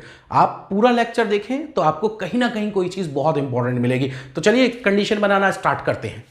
सबसे पहले very first X Y line, और अब एक्स वाई लाइन थोड़ी बड़ी ड्रॉ कर देते हैं क्योंकि फिगर में 3 स्टेप होंगी, 6 फिगर होंगे और हमें ट्रू शेप ऑफ बेस कहां बनाना है। आप सोचिए एक्सिस किससे इंक्लाइंड है, एचपी से, तो एक्सिस को एचपी से परपेंडिकुलर करेगा, true shape of base top view में, मतलब एचपी बनेगा। तो डायमेंशन क्या गिवन है आपको, 40 mm, तो मैं यहां पर 40 mm ले लेता हूं, 40 लेकर आपने एक स्क्वायर बना लेना है जल्दी से। आप चाहें तो अगर आप जानते हैं कि ये कंडीशन नंबर 3 तक एज इट इज बनेगा तो आप कंडीशन नंबर 3 तक स्किप कर सकते हैं, वीडियो को 3 तक स्किप कर सकते हैं, मतलब यहां के फिगर तक। पहला ये बनेगा, फिर रेक्टेंगल आएगा, ये रेक्टेंगल यहां पर इंक्लाइंड होगा और टॉप व्यू में यहां तक। जो मेन फिगर है वो लास्ट के 2 है, लास्ट के 2। तो मैं जल्दी से इसको बना रहा हूं। इतना बनाने के बाद अब जब एंगल लेंगे वो 45 डिग्री पे लेंगे, तो 45 डिग्री पर मैं एक्सिस लेने जा रहा हूं 45 डिग्री पर। आप समझिए कि ये आपके पास एक्सिस आ चुका है यहां, और इस स्केल से बेस आ जाएगा। क्यों? क्योंकि मैंने अभी ये ड्रॉ करा, अब ये वाला स्केल चाहिए। ये हम पहले भी देख चुके हैं। और मैं एक पॉइंट लगा देता हूं एक्सिस के लिए, और एक्सिस को रिप्रेजेंट भी कर देता हूं। अब बहुत से बच्चे क्या करा होगा, स्किप कर गए होंगे, और स्किप कर गए होंगे तो शायद ये गलती कर गए हो एंगल के बारे में, गलती से कुछ और एंगल ना ले लिया हो। ये 45 डिग्री ही लेना है हमें इस क्वेश्चन के अकॉर्डिंग, नहीं तो बहुत से बच्चे श्रद्धा अनुसार एंगल ले लें, गलती हो जाएगी। आइए naming, this is A dash, this is B dash, C dash, D dash, here we have E dash, और यही क्या है, H dash. This is F dash and this is G dash. Top view में एक hidden as आएगी। सारे projection पहले नीचे डालते हैं। नाउ अब टॉप व्यू को डार्क करते हैं, और एफ डैश जी डैश, जी हाँ ये वही एज है जो हिडन होगी। Now naming, A, this is A, this is B, this is C, this is D, and where is E? This is E, this is F, this is G, and this is H. मैं third condition में आपको बताना भूल गया था, मेरे दिमाग से उतर गया था कि अगर ये वो एज है जो दिखाई नहीं दे रही है, इसका मतलब इन दोनों पर ब्रैकेट लगना चाहिए, तो मैंने यहां ब्रैकेट लगा दिया। Now the condition is really important from here. What we have to do, we have to incline the resting edge. कौन सी एज रेस्टिंग है, सोचिए आप, दिमाग लगाइए, कौन सी edge. First figure, second figure push करा, थर्ड फिगर तो ये रेस्ट कर रहा है। दैट मींस एफ जी, जो फ्रंट में देखने पर आपको एक पॉइंट नजर आ रहा है, पर टॉप से पता चलेगा कि वो पॉइंट नहीं, एक एज है। तो इस एज को लें, यहां जाएं और 30 डिग्री एंगल, कहानी खत्म हो गई। अगर आप इस फिगर को 30 डिग्री पर इस एज पर बेस मानकर रोटेट कर दें, तो ये जो फिगर ऐसा दिख रहा है, ये अब यहां ऐसा आ जाएगा, सभी पॉइंट्स ऊपर प्रोजेक्ट, इनको यहां final figure. Condition complete, it's very easy. तो आइए आगे बनाते हैं कंडीशन। मुझे लगता है मुझे एक्स वाई लाइन को एक्सटेंड करना पड़ेगा, तो मैं इसको थोड़ा सा और एक्सटेंड कर लेता हूं यहां, और मुझे अब 30 डिग्री पर लाइन ड्रॉ करनी है, 30 डिग्री पर। अब मोस्ट ऑफ द स्टूडेंट्स क्या करते हैं, देखिए बहुत इंपॉर्टेंट है, बहुत इंपॉर्टेंट। मेरे पास शीट में जगह नहीं, जैसे मेरा ड्राफ्टर यहां पर आगे नहीं जा पाएगा, तो अब मैं अगर 30 डिग्री लाइन यहां से ड्रॉ करता हूं, बहुत ध्यान से देखिएगा, बहुत इंपॉर्टेंट है ये प्रॉब्लम, बहुत बच्चों को आ सकती है, शीट में जगह नहीं है। 30 डिग्री लाइन, क्योंकि मुझे ये कॉर्नर मेंटेन करना, तो खींच दी। अब अगर मैं इस फिगर को यहां रखता हूं, इस सीजी को ले जाकर अगर यहां रख दूं, तो फिगर ये जाएगा। मुझे देखना पड़ेगा कि मैं थोड़ा नीचे जाकर बनाऊं, ताकि फिगर मेरा एक्स वाई लाइन के ऊपर ना जाए। तो इसका मतलब मुझे ये डिस्टेंस ज्यादा चाहिए, शीट में ज्यादा चाहिए। इंस्टेड ऑफ दिस मैं क्या करता हूं, मैंने 30 डिग्री पे ड्राफ्टर रखा, और मैं एक 30 डिग्री पर लाइन ये ड्रॉ कर देता हूं, कहीं पर भी जहां पर मुझे खाली जगह दिख रही है, जहां पर मुझे स्पेस। ये तब करें जब आपके पास शीट में ज्यादा जगह ना हो, और एग्जाम में ऐसा होगा ही, आपको एक शीट मिलेगी और एक शीट में आपको बहुत क्वेश्चन बनाने पड़ेंगे। तो अब क्या करें, इस लाइन को मिटा दें। ये 30 डिग्री पर है, हम रिप्रेजेंट कर देंगे बिल्कुल एक एक्स वाई लाइन के पैरेलल एक लाइन यहां ड्रॉ कर देंगे, और यहां लिख देंगे हम 30 डिग्री। तो आइए हल्का सा और एक्सटेंड करूं, और अब मुझे ट्रेस करना है। तो अब ट्रेस करने का तरीका देखिए आप, ये बताइए, ये एज तो हम सब जानते हैं कितनी है, ये गिवन है, दिस इज 40 mm। तो डायरेक्ट आप अपने ड्राफ्टर के स्केल से 40 mm पर पॉइंट लगा दीजिए, जैसे यहां से लेकर यहां तक। और ये कैसी है, दिस इज हिडन, तो मैं हिडन बना देता हूं, क्योंकि ये वही वाली चीज यहां ट्रेस कर रहे हैं। और अब इस पॉइंट से, इस स्केल से, देखिए छोटे वाले स्केल से जो इसके परपेंडिकुलर है, एक लाइन ये ड्रॉ करी और एक लाइन ये। जिस बच्चे ने, जिस स्टूडेंट ने प्रोजेक्शन ऑफ प्लेन ईमानदारी से पढ़ा है, और करीब करीब 15-16 क्वेश्चन जो मैंने कराए हैं, आपने अगर उनको करें, तो ये सब बच्चों जैसा है, उसके लिए बिल्कुल बच्चों जैसा है।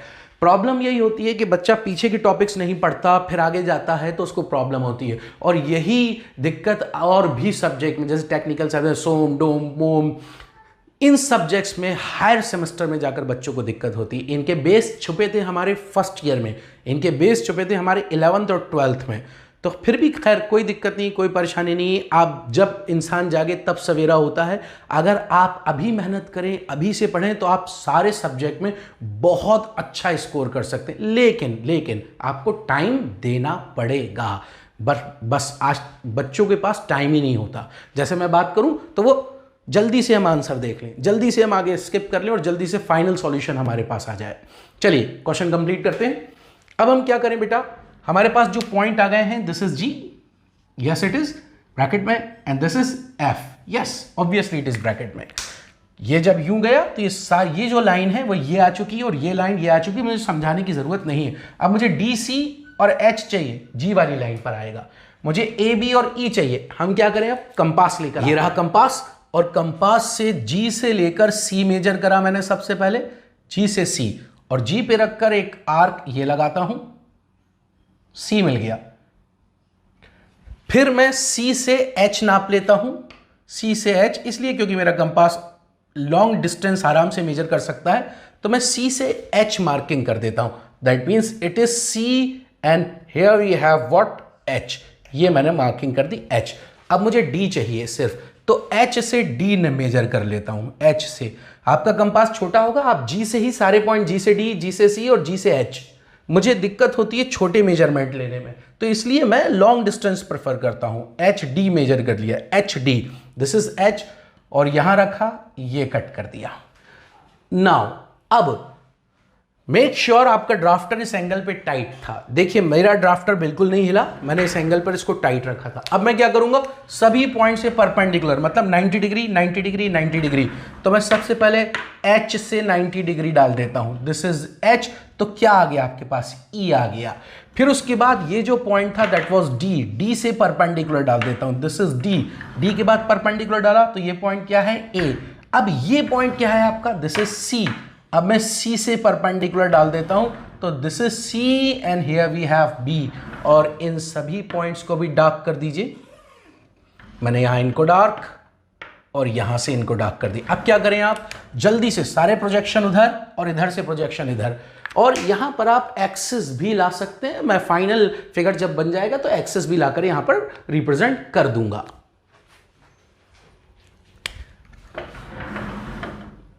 इन प्रोजेक्शंस को ऊपर की तरफ, जैसे ये किसका प्रोजेक्शन था बेटा, this is the projection of H. तो यहां पर एच कहां है, ये है।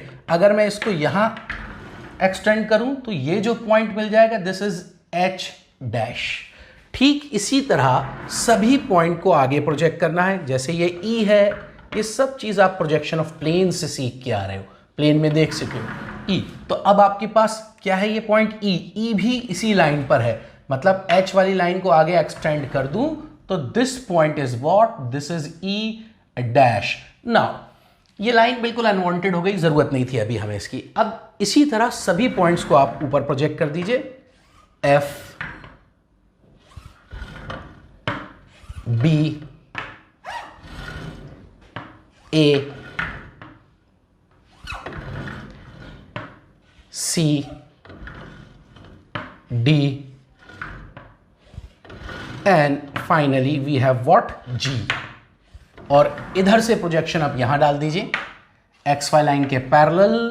ये बस इतने ही प्रोजेक्टर आपको डालने, 1 2 3 4। और ये वाला प्रोजेक्टर आप आगे तक एक्सटेंड करने की आपको जरूरत नहीं, क्योंकि ई एच थे, दोनों ई एच मेरे पास यहां पर आ चुके। अब मैं पॉइंट्स लिखता हूं, this is A, they both intersect here and this point is called A dash. Where is B? This is B, and this is खूबसूरत B dash. Where is C? This is C and on the line of B की line पर ये मिलता है आपको जाकर क्या, C dash. Where is D? This is D और D यहां पर है, किधर, A वाली लाइन पर। ये मिला आपको बेटा क्या, D dash। E और H आपके पास आ चुके हैं, G और F चाहिए, G और F एक्स वाई लाइन पर, मतलब ऑन द ग्राउंड है। देखिए फाइनल फिगर में कितना क्लियर आपको नजर आ रहा है कि G और F वो एज हैं जो ग्राउंड पर हैं। ये रहा क्या, F डैश। अब आपको सभी पॉइंट मिलाने हैं, सभी पॉइंट मिलाने के लिए आपको मालूम होना चाहिए कि ऊपर वाला स्क्वायर क्या है, नीचे वाला स्क्वायर क्या है और लॉन्गर एज क्या है। एक बार इसको फिगर पर देखते हैं। दिस इज नेमिंग क्या थी, ए बी सी डी, मतलब ऊपर वाला स्क्वायर है ए डैश, मतलब ए से बी ज्वाइन करो, बी से सी से डी और डी वापस किससे, ए से। अब नीचे क्या था, ई एफ जी एच, मतलब ई को एफ से, एफ को जी से, जी को एच से, तो ये यहां ये यहां। अब इनकी लॉन्गर एज, तो देखो A B C D, sorry A B C D E F G H, तो ए किससे कनेक्ट होगा, ई से, ए ई यहां देखिए कहां है, this is A and this is E. ठीक इसी तरह ये है बी और ये है एफ, बी एफ से, मतलब बी कनेक्ट होगा किससे, एफ से, फिर ए बी सी, सी जाकर किससे कनेक्ट होगा, जी से। तो यहां देखिए ये है सी और ये है जी और लास्ट में डी और एच कनेक्ट होंगे, बस इनको जोड़ दीजिए। और फिर बहुत इंपॉर्टेंट चीज आपको सिखाएंगे, हिडन एजेस निकालना। तो आइए सबसे पहले इनको ज्वाइन करते हैं, और मैं अभी डार्क ज्वाइन कर रहा हूं।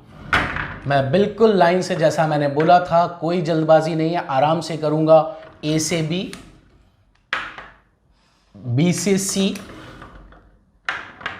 सी से डी और डी वापस ज्वाइन कर दिया किससे, ए से। और अब ई से एफ, तो ई डैश और एफ डैश ज्वाइन करता हूं, एफ डैश से जी डैश, जी डैश से एच डैश ज्वाइन करता हूं। अब मुझे ज्वाइन करना है लॉन्गर एजेस, लॉन्गर एजेस, तो लॉन्गर एज ज्वाइन कर रहा हूं। एक लॉन्गर एज ये है, दूसरी लॉन्गर एज जो सी से जा रही वो ये है, फिर ए डैश और ई डैश जिसको सबसे पहले बताया था मैंने, और फिर बी डैश और एफ डैश। तो फ्रेंड्स, मैंने फाइनली फ्रंट व्यू और टॉप व्यू बना दिया है। जो हमारी इंपॉर्टेंट चीज रह गई है वो रह गई है हिडन एज। अब मैं आपको हिडन एज का मैजिक सिखाने जा रहा हूं। ड्राफ्टर को साइड में करता हूं, मैंने ड्राफ्टर साइड में कर दिया। अब जो चीज आपको सिखा रहा हूं that is arrow rule, H rule, H means headers rule of arrow. अब वो एरो रूल क्या कहता है, बहुत ध्यान से देखिएगा। जैसे इस फिगर में आपको अगर हिडन पता करना है, इस फिगर में आपको हिडन पता करना है, तो आप यहां से एक तीर एरो फेंकिए ऊपर की तरफ, मतलब इस फिगर पर ये एरो जाएगा। मुझे यहां हिडन देखनी है तो याद रखिए तीर यहां से फेंकूंगा। अगर मुझे यहां हिडन देखनी होती तो मैं तीर एरो यहां से फेंकता नीचे की तरफ। ये यहां पर हिडन देखनी है तो तीर यहां से फेंकूंगा इस फिगर के ऊपर। तो अब आप देखिए सबसे लास्ट में ये किस पे जाकर टकराएगा, तो इस फिगर में सबसे लास्ट पे ये सी को हिट करेगा। बस आप उस कॉर्नर को पकड़ लीजिए, बस आपने निकाल लिया किसको हिट करेगा, सी को। अब सी को ऊपर देखो, ये रहा सी। अब सी एक कॉर्नर है, कॉर्नर, एक कॉर्नर कितनी एज कनेक्ट कर रहा है डायरेक्ट, तो आप देखेंगे एक कॉर्नर 3 एज कनेक्ट कर रहा है, C B, C D and C G. I repeat, C एक कॉर्नर है और एक कॉर्नर 3 एज कनेक्ट कर रहा है, C B, C G and C D. बहुत इंपॉर्टेंट चीज है जी, गलती मत करिएगा। ये बस सोचिए कि तीनों हिडन करनी है हमेशा, ऐसा तो नहीं। बहुत इंपॉर्टेंट चीज है अभी, बहुत इंपॉर्टेंट। और वो इंपॉर्टेंट चीज ये है कि बेटा आपको ये ध्यान देना है कि ये तीनों एज इस फिगर की आउटलाइन के अंदर है या नहीं, या आउटलाइन के बाहर है। जैसे फॉर एग्जाम्पल, बहुत ध्यान से फॉर एग्जाम्पल मैं ये देखता हूं आउटलाइन क्या है। आउटलाइन है ए से बी, बी से एफ, एफ से जी, जी से एच, एच से डी और डी से ए। ये आउटलाइन है। तो इसके अलावा जितनी एज है वो इसके अंदर है, मतलब इस आउटलाइन के अंदर। अब आपने तीर फेंका, सी पे टकराया, सी को यहां पर देखिए, इससे जाने वाली जितनी भी एज है, क्या कोई भी एज आउटलाइन में है, मतलब क्या सी डी आउटलाइन है? द आंसर इज नो, क्योंकि आउटलाइन ये है। क्या सी बी आउटलाइन है? नो। क्या सी जी आउटलाइन है? नो। इसलिए कोई भी एज अगर आउटर एज नहीं है, आउटलाइन सराउंडिंग एज नहीं है, इसलिए सभी एज हिडन हो जाएंगी। आप देखिए, आंखें बंद करिए और खोलिए तो आपको बिल्कुल एक खूबसूरत फिगर सामने आपको दिखाई देगा। This is very important, the H rule, H rule, H rule of hidden edge. This is the H, headers rule of hidden edge. बहुत इंपॉर्टेंट था। एक बार फिर देख लीजिए। मान लीजिए इस फिगर को नहीं देख रहे और आउटर और इनर को समझ रहे हैं। मान लीजिए अगर आपका तीर, इसको मत देखिए, डी पे टकराया होता, तो डी से 3 एज क्या है? डी एच, डी ए और डी सी। अब तीनों को देखो, क्या डी एच आउटर है? तो आप कहेंगे yes sir, D H out में है, सराउंडिंग है, इसलिए इसको हिडन नहीं करेंगे। डी ए आउटर है, हां, इसलिए इसको हिडन नहीं करेंगे। लेकिन डीसी इनर है, हां, डीसी इस सराउंडिंग एज के अंदर है, इसलिए ये हिडन हो। ये एक एग्जांपल है, यहां पर डी पे तीर नहीं टकराया है, यहां पर तो एरो सी पे गया है। लेकिन आने वाले किसी क्वेश्चन में ऐसा हो सकता है कि जो आपका एरो हो वो किसी एक ऐसे एज या कॉर्नर पे टकराए जो आउटर है, इसलिए हम आउटर को निग्लेक्ट करेंगे और जितनी भी इंटीरियर एज होंगी उनको हिडन कर देंगे। तो मैं उम्मीद करता हूं कि आपको कंडीशन समझ में आ गई होगी, आपको एच रूल बहुत अच्छी तरह समझ में आ गया होगा। तो फ्रेंड्स, अब हम मिलेंगे अपने नेक्स्ट लेक्चर में। अब हम इन कंडीशन पर बेस्ड क्वेश्चंस को स्टार्ट करेंगे। Till then, thank you and do take care of yourself. Thank you friends. A hexagonal pyramid of base 25 millimeters side and axis 50 millimeters long has an edge of its base on the ground. Its axis is inclined at 30 degrees to the ground and parallel to the VP. Draw the projections.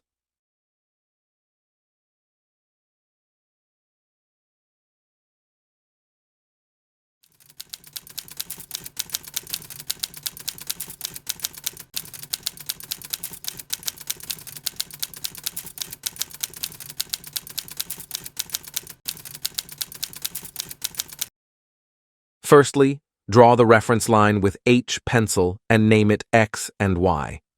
The required projections will be drawn in 2 stages for the first stage. Assume that the axis of the pyramid is perpendicular to the horizontal plane. Now draw the true shape of the base that will be seen in the top view. So draw a regular hexagon of 25 millimeters side below the reference line and name it as A, B, C, D, E, and F. Join the diagonals to represent the slant edges. Now draw the projections from every corner of the hexagon till the reference line and name the points in the front view as A dash, F dash, B dash, E dash, C dash, and D dash. Draw 50 millimeter long axis above the reference line and name the apex as O dash. Complete the front view by joining all the corners to the apex. Now for the second stage, we have to push the pyramid such that the axis become 30 degrees to the horizontal plane. So, to draw the required front view, rotate the drafter 30 degrees upwards, and from reference line draw a line of any length from smaller scale. Name the point C1 dash, D1 dash on the reference line. This point represents the edge of the base which is resting on the ground. Now take the compass and measure the length of the base from the front view of the first stage. Now from C1 dash, D1 dash as center, cut the arc on this line and name this point as A1 dash and F1 dash. Now again, take the compass and put needle of compass at A dash, F dash, and take the radius up to B dash, E dash. From C1 dash, D1 dash as center point, cut the arc and name this intersection point as B1 dash, E1 dash. From this center point, draw a line equal to the length of the axis, that is 50 millimeters, and name the apex as O1 dash. Join every corner to the apex. This is the required front view. To draw the final top view, draw the projections from every corner point of the front view, and draw the locus from the first top view to get the intersection points. Name the intersection points.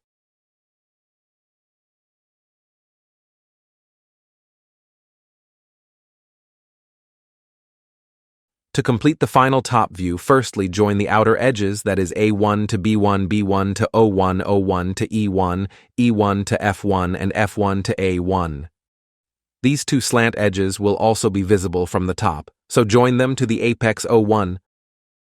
The remaining lines will not be visible from the top, so join them as hidden lines.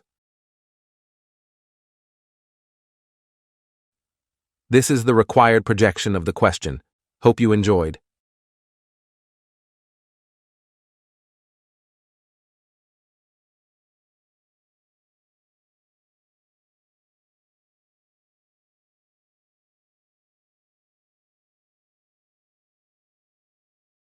A pentagonal pyramid of base 25 mm side and axis 55 mm long has one of its triangular face in the VP, and the edge of its base containing by that face makes an angle of 30 degrees, with the HP draw the projection. This is the required pentagonal pyramid of base side 25 mm. Its axis is 55 mm long. It is resting on one of its triangular face on the vertical plane, and the edge of the base, containing by this triangular face, makes an angle of 30 degrees with the horizontal plane. Now we have to draw the projection in this position of the pyramid. Let's see how to draw on drawing sheet with the help of drafter.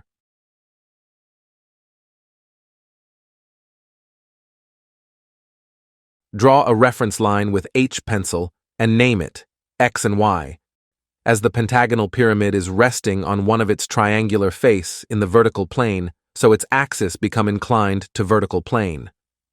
Now to draw the first step, we will first consider the axis perpendicular to the plane to which it is inclined, so assume the axis of the pyramid perpendicular to vertical plane and draw the true shape of the base, that is pentagon. Draw a regular pentagon of 25 mm side above the reference line. Join all the corner to the center of the pentagon to represent the slant edges. Name all the corners of the pentagon as A-, B-, C-, D-, E-, and also name the apex as O-. Draw the projectors from each corner of the pentagon till the reference line and name the corresponding points as A, B, E, C, D. Now draw a 55 mm axis and name the apex as O. Join these points to the apex O to represent the slant edges. Now for the second stage, push the pyramid, such that it will rest on one of its triangular face on the vertical plane. So to draw the second stage, take the compass and measure D to O. Mark a point on reference line and name it C1D1. Now put the needle of compass at C1D1 and cut the arc. Name the point as O1. Measure the length of the base from the first top view, that is A to C, and from C1D1 as center point, cut the arc. Now measure the length from A to O from the first top view with the help of compass. From O1 as center point, cut the arc, and name the intersecting point as A1. Join C1D1 to A1 and O1 to A1. Measure the length from A to BE from the first top view. Now put needle of compass at A1 and cut an arc on this line. Name the intersecting point as B1E1. Join B1E1 to O1. Now draw the perpendicular projectors from these points. Also draw projectors parallel to reference line from the first front view.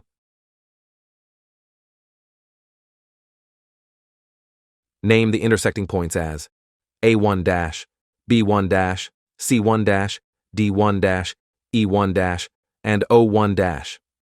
Now join A1- to B1-, B1- to C1-, C1- to D1-, D1- to E1-, and E1- to A1-. Now join the slant edges, B1- to O1-, E1- to O1-, A1- to O1-. These two slant edges will not be visible from the front, so join them as hidden edges. We have completed 2 stages. Now we have to draw the projections for the final stage. As given in the question, the edge of the base containing by that triangular face, which is resting in the VP, is inclined at 30 degrees to the HP. C, D is the edge which is containing by that triangular face. Draw a line inclined at 30 degrees above the reference line. We have to trace this figure on this line, like this. So, anywhere on this line, mark a point and name it as D2-. Measure the length C1- to D1- with the compass. From D2- as center point, cut an arc on this inclined line and name the point as C2-. Join D2- and C2-. Now measure C1- to O1-. Put needle of compass at C2- and draw an arc. As the length C1- to O1- is same as the length of D1- to O1-, So with the same measurement, put needle of compass at D1 dash and intersect the arc. Name the intersection point as O2 dash. Join C2 dash O2 dash and D2 dash O2 dash as hidden line. The length O1 dash to B1 dash and O1 dash to E1 dash is equal. So now measure O1 dash to B1 dash, and from O2 dash as center point draw an arc on either sides. As the length C1 dash to B1 dash is same as the length D1 dash to E1 dash. Measure the length C1 dash to B1 dash and C2 as center point intersect the point and name this point as B2 dash. With the same length and D2 dash as center point intersect this arc and name the intersection point as E2 dash. Join C2 dash to B2 dash, B2 dash to O2 dash, O2 dash to E2 dash and E2 dash to D2 dash. The length B1 dash to A1 dash is equal to the length E1 dash to A1 dash. So measure the length B1 dash to A1 dash and B2 dash as center point, draw an arc. Now put the needle of compass at E2 dash and intersect this arc and name the intersection point as A2 dash. Finally join B2 dash to A2 dash and A2 dash to E2 dash. Finally join A2 dash to O2 dash. This is the required final front view. To draw the final top view, draw the perpendicular projectors from every corner point of the final front view.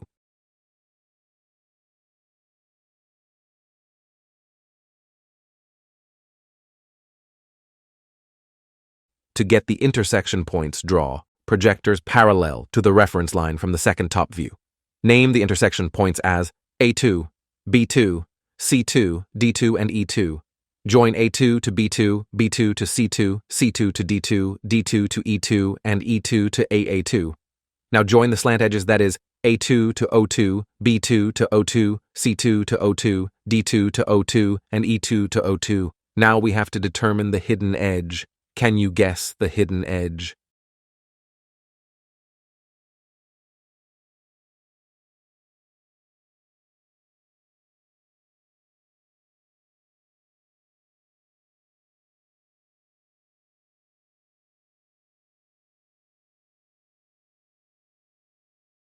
क्या क्या join हो रहा है? सी से ओ और सी से B join होगा, तो सी से ए ओ जो है वो भी हिडन हो जाएगा।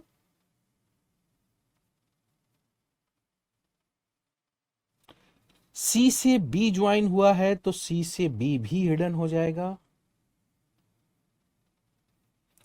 अब देखिए डी, तो डी से क्या ज्वाइन हुआ? डी से ई, तो डी से ई भी मैंने हिडन कर दिया।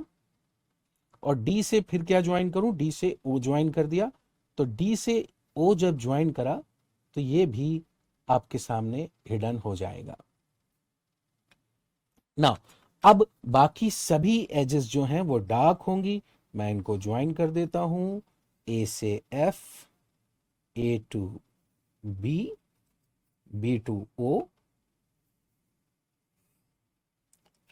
ओ से ई,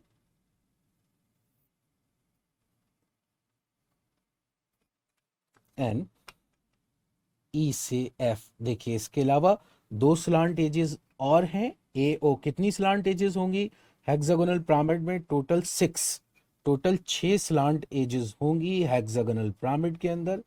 ये हमारी सेकंड स्टेप कंप्लीट हो चुकी है। हमारा एक्सिस एचपी से इंक्लाइंड हो चुका है। अब जो एज रेस्ट कर रही थी उसको वीपी से इंक्लाइंड करना है। कौन सी एज है? That is CD. तो टॉप व्यू में ये रही सीडी, इसको वीपी से 45 डिग्री इंक्लाइन करना है। तो मैं अपना ड्राफ्टर लेकर आता हूं और इसमें एंगल लूंगा मैं कितना? 45 डिग्री। तो ये मैंने 45 डिग्री एंगल लिया। ये लाइन देख रहे हैं आप, ये 45 डिग्री पर आ चुकी होगी और मैं इसको ड्राफ्टर को यहां पर टाइट कर देता हूं। इतना करने के बाद मैं एक लाइन ड्रॉ करता हूं, किस एंगल पर? 45 डिग्री पर। और इसके ऊपर ये जो फिगर है ये पूरी तरह यहां ट्रेस करना है, ये फिगर ट्रेस करना। अच्छा, सीडी की जो एज है ये तो चेंज नहीं हुई क्योंकि जितनी बड़ी ये एग्जैक्टली आ गई, तो ये 30 mm है। तो मैं चाहूं तो डायरेक्टली मैं 30 mm की एज यहां पर बना सकता हूं। जैसे इस पॉइंट को मैं रेफरेंस ले लूं तो इसको मैं मान लेता हूं, जैसे ये डी है तो डी से लेकर सी कितना? 30 mm। तो मैं 30 mm जैसे 3 से शुरू करूं तो 1 2 3 6 तक ये 30 mm हो जाएगा यहां पर। और एज कैसी थी वो? हिडन एज थी तो मैं हिडन ही बनाऊंगा। ये जो पॉइंट आया ये मेरे पास क्या आ गया, सी आ चुका है। अब मुझे क्या करना है, अब मुझे बाकी सभी पॉइंट्स चाहिए हैं, तो वो कैसे लेकर आएंगे, with the help of compass. मैंने कंपास उठाया और कंपास से मैं मेजर करता हूं सी से लेकर ओ। जितना सी से ओ होगा उतना ही डी से ओ होगा। तो मैं सी पे निडल ऑफ कंपास रखकर एक आर्क ये लगाया और अब डी पे रखकर इस आर्क को इंटरसेक्ट करेंगे तो मुझे क्या मिल गया, मुझे ये मिल गया ओ। अब आप देखिए ई, ओ से ई मेजर कर लीजिए, जितना ओ से ई है उतना ही ओ से बी होगा। तो मैंने ओ से ई को मेजर करा और निडल ऑफ कंपास मैंने ये ओ पे रखते हुए एक आर्क ये लगाया और एक आर्क इस साइड में ये लगा देता हूं। सॉरी, आर्क नीचे आएगा, इधर की तरफ आएगा। ये लगा दिया और ये लगा दिया आर्क। अब मैं क्या करता हूं, अब मैं डी से ई मेजर कर लेता हूं। जितना डी से ई है उतना ही सी से बी होगा। तो मैं डी पे निडल ऑफ कंपास रखकर एक आर्क ये, और अब सी पे निडल ऑफ कंपास रखकर एक आर्क ये लगा देता हूं। देखिए डी पे रखकर एक पॉइंट ये इन पॉइंट को मैं मार्क कर देता हूं। तो देखिए ये क्या था हमारे पास, ये मेरे पास ओ था, ये मेरे पास यहां पर बी आ चुका है, ये मेरे पास यहां पर ई आ चुका है। अब आपको एफ और ए चाहिए, जो बहुत आसान है, इसी तरीके से आ जाएगा। देखिए यहां पर आप आसानी से और लेकर आ सकते हैं। देखिए ड्राफ्टर आपका 45 डिग्री पर सेट है, ये 45 डिग्री एंगल था, इस पे सेट है।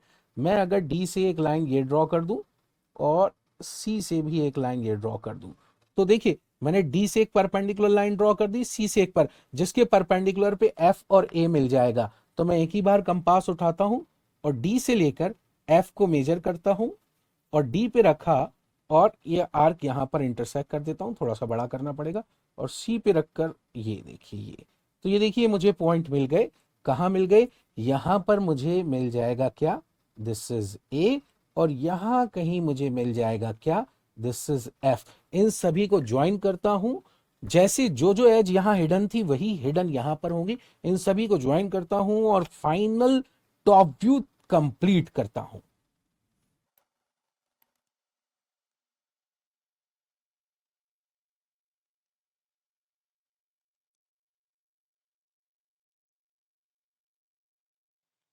Okay, final top view complete हो चुका है। अब हमें फाइनल फ्रंट व्यू बनाना है, जिसको बनाने के लिए क्या किया जाएगा, एक्स वाले लाइन के पैरेलल मैं अपने बड़े वाले स्केल को रखता हूं या फिर ड्राफ्टर को 0 पे सेट कर देता हूं, टाइट कर दिया, और सभी पॉइंट से प्रोजेक्टर्स डालेंगे। Projectors with the help of 2H pencil. देखिए बहुत पास पास आ रहे हैं, कोई दिक्कत नहीं, आने दीजिए। 1 2 3 4 5 6 7, 1 2 3 4 5 6 7 सभी। अब यहां से एक दो ये तीन projectors parallel,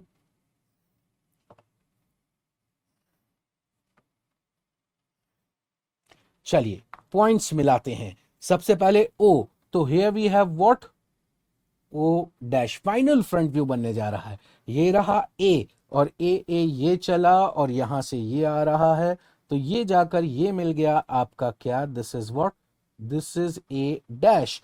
where is B, this is B, और यहां से बी ये आ रहा है, तो ये जाकर यहां पर मिलेगा क्या, दिस इज बी डैश।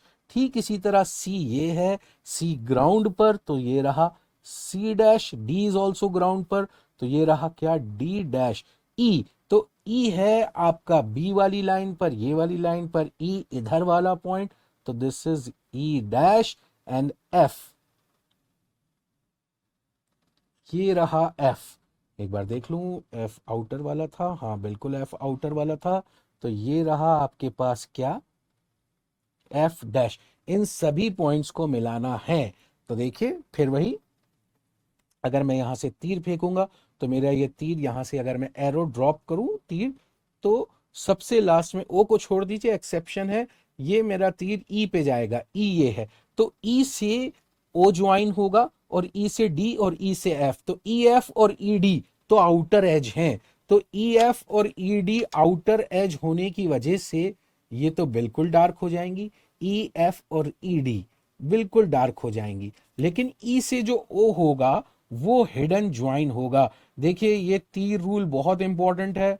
अगर आपको हिडन एज का ये रूल सीखना है तो आप प्लीज मेरी प्रोजेक्शन ऑफ सॉलिड्स के जो शुरुआत के लेक्चर्स हैं उनमें जाइए, आपको मिल जाएगा। अब देखिए सभी को ज्वाइन करता हूं। सबसे पहले हेक्सागन, एफ से ए ज्वाइन कर दिया, ए जाकर बी से जुड़ जाएगा, ए डैश बी डैश से, बी डैश जाकर सी डैश से जुड़ जाएगा,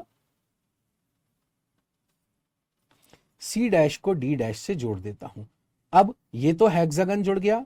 अब स्लांट एजेस, तो देखिए आउटर स्लांट एज सबसे पहले एफ और ओ दिखाई दे रही है मुझे, तो मैं इसको ज्वाइन करता हूं। ये मैंने ज्वाइन कर दिया। फिर बी डैश और ओ डैश भी दिख रहा है, ये ज्वाइन कर दिया। फिर सी डैश और ओ डैश भी दिख रहा है, ये ज्वाइन कर दिया। अब डी और ओ बचा, तो साफ साफ दिख रहा है अगर ई ओ हिडन है तो डी ओ भी हिडन होगा। इसके बाद मेरे पास एक एज और बची है, बताइए वो कौन सी स्लांट एज है जिसको मुझे ज्वाइन करना है? वो है ए डैश और ओ डैश। तो मैं ए डैश और ओ डैश को भी ज्वाइन कर देता हूं। ये रहा हमारा क्वेश्चन जो कंप्लीट हो चुका है। मुझे एंगल रिप्रेजेंट करना है और डायमेंशन, तो मैंने 30 डिग्री वहां रिप्रेजेंट कर दिया था। ये कितना है हमारा? दिस इज 45 डिग्री, तो मैं इसको लिख देता हूं, दिस इज 45 डिग्री। मुझे डायमेंशंस देने हैं, तो यहां पर 30 और यहां पर 60 mm का डायमेंशन दूंगा।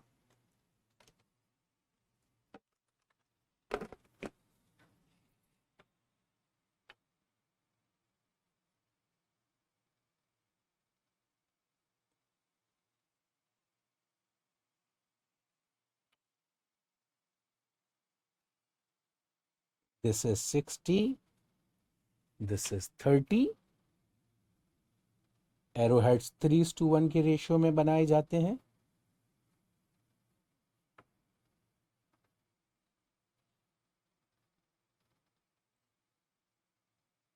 $60 mm and here we have what? This is 30 mm। तो फ्रेंड्स हमारा क्वेश्चन कंप्लीट हुआ। प्रोजेक्शन ऑफ सॉलिड का क्वेश्चन था, एक बार देख लेते हैं। ये था पिरामिड और ये पिरामिड ऐसे इंक्लाइंड हुआ कितने डिग्री? ये रहा। ये यहां पर जाकर इंक्लाइंड हुआ कितने डिग्री? 30 डिग्री। फिर जो एज है वो इंक्लाइंड हो गई ऐसे, तो ये हो गया। ये था हमारा क्वेश्चन। उम्मीद करता हूं आपको समझ में आया होगा। और इसी तरह के अगर आप वीडियोस देखना चाहते हैं तो आपके अगर कोई डाउट्स हैं, कोई क्वेश्चन अगर आप चाहते हैं कि स्पेशली आपकी डिमांड पे मैं बना के दूं, तो आप कमेंट में वो क्वेश्चन कीजिए। ये जो क्वेश्चन है ये भी एक स्टूडेंट ने मुझसे यूट्यूब पे पूछा था, मैंने उसी के क्वेश्चन को लेकर यहां पर सॉल्व किया है। Okay friends, bye bye and take care of yourself. A hexagonal pyramid, base 25 mm side and axis 55 mm long, has one of its slant edges on the ground that means HP. A plane containing that edge and the axis perpendicular to the HP and inclined at 45 degree to the VP. Draw its projection when the apex is nearer the VP than the base. So friends, this is the question, and you have seen the apex is rotated in such a way that it points towards the VP. If I rotate the pyramid like this, so we can say that the base is nearer the VP than the apex. But according to the question, we have to rotate the plane like this. The apex will become nearer the VP than the base. So I hope friends you will visualize the question clearly. Now let's see how to draw this question on a drawing sheet. So let's start the question without wasting time. So first of all we have to draw the reference line. तो सबसे पहले मैं reference line बनाता हूँ. This is the reference line. You can draw with the help of H pencil. Remember, with the help of H pencil. H pencil. Now, in the question, the dimension of the pyramid is given, and that is 25 mm is the base, and height is 55 mm. So, let's draw the top view of the pyramid. 25 mm is the base.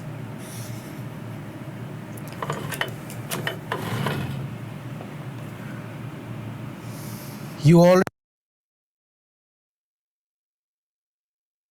have any doubt, you can ask in the comment section. So it is very easy to draw the hexagon with the help of drafter. I always appreciate the student who use the drafter in engineering drawing. So this will be the top view. Let's join these points to represent the slant edges and triangular face. Now name the pyramid. This should be A, this is B, this is C, this is D, this is E, this is F, and this is the apex O. Now project each and every point till the XY line. Use 2H pencil for this.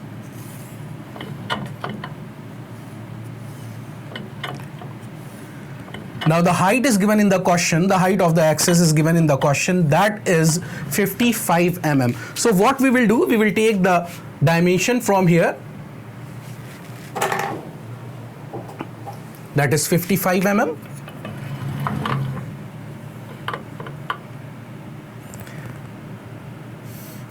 Axis. Now join each and every point with the apex. This is apex, name it O dash. O dash. I'm going to join these points. Remember, these drawings are done with the help of H pencil. Don't use HB here. These drawings are done with the help of H pencil because this is not the final front view and top view. Now name each and every point. A, it is A dash, B and F, it is B dash, F should be in the bracket, this is C dash, this is E dash in the bracket, and this is D dash. Now what we have to do, we have to push the pyramid. We have to push the pyramid in such a way that this slant edge will rest on the ground, as we have seen in the animation. Now I will have compass in my hand. I will take the arc from O dash to D dash. I will mark one point somewhere here. This should be what? D dash, and cut the arc over here. Now we have what? O dash. Now the same length, O dash D dash to O dash A dash. So put needle of compass here at O dash and cut the arc. Now we will take the arc from D dash to A dash. This is the base of the pyramid, hexagonal pyramid, and put needle of compass here and intersect this arc. So we will have the required figure in the front view. Join them. What is this? This is D dash, it is O dash. Now we have to join these points. This is what? This is A dash. This is A dash. I'm going to join D dash, A dash. Now A dash, O dash. Now transfer each and every point C, B and axis point over here with the help of compass. Let's see, it is very easy, very easy. Put needle of compass at A, take the radius up to center to mark the axis. Put needle of compass here at D dash, cut the arc. This point is the axis point. Now take the radius from A dash to E dash. Put needle of compass at this point. Now needle of compass at A dash and cut the arc over here. So we will have the required points. Now name the point and join each and every point with the apex, that is O. So this is D, C, E. This is C dash, E dash in the bracket. This is what? This is BF. That is B dash and F dash. Now join each and every point with the apex. This line represents the axis. So I will draw like this. Join B to O and the last point C to O dash. Project each and every point downwards and project these points to intersect the projectors from the front view. Use what? Use 2H pencil. This is the locus of F and E. This is the locus of A and D. This is the locus of B and C. Project this O. So this intersecting point is what? This is O. Now project the points from the front view. Once again, use 2H pencil. Use 2H pencil over here.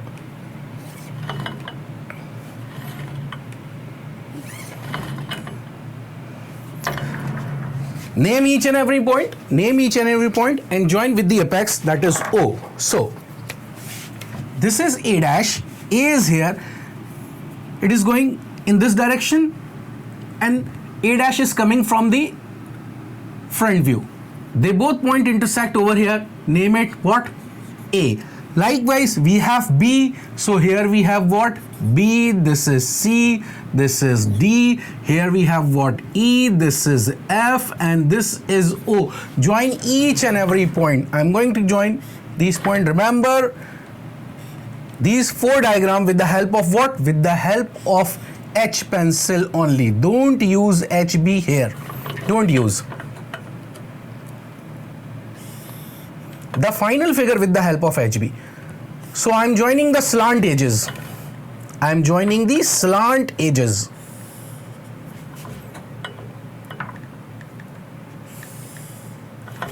Now join ED. ED, that is engineering drawing. Join DC.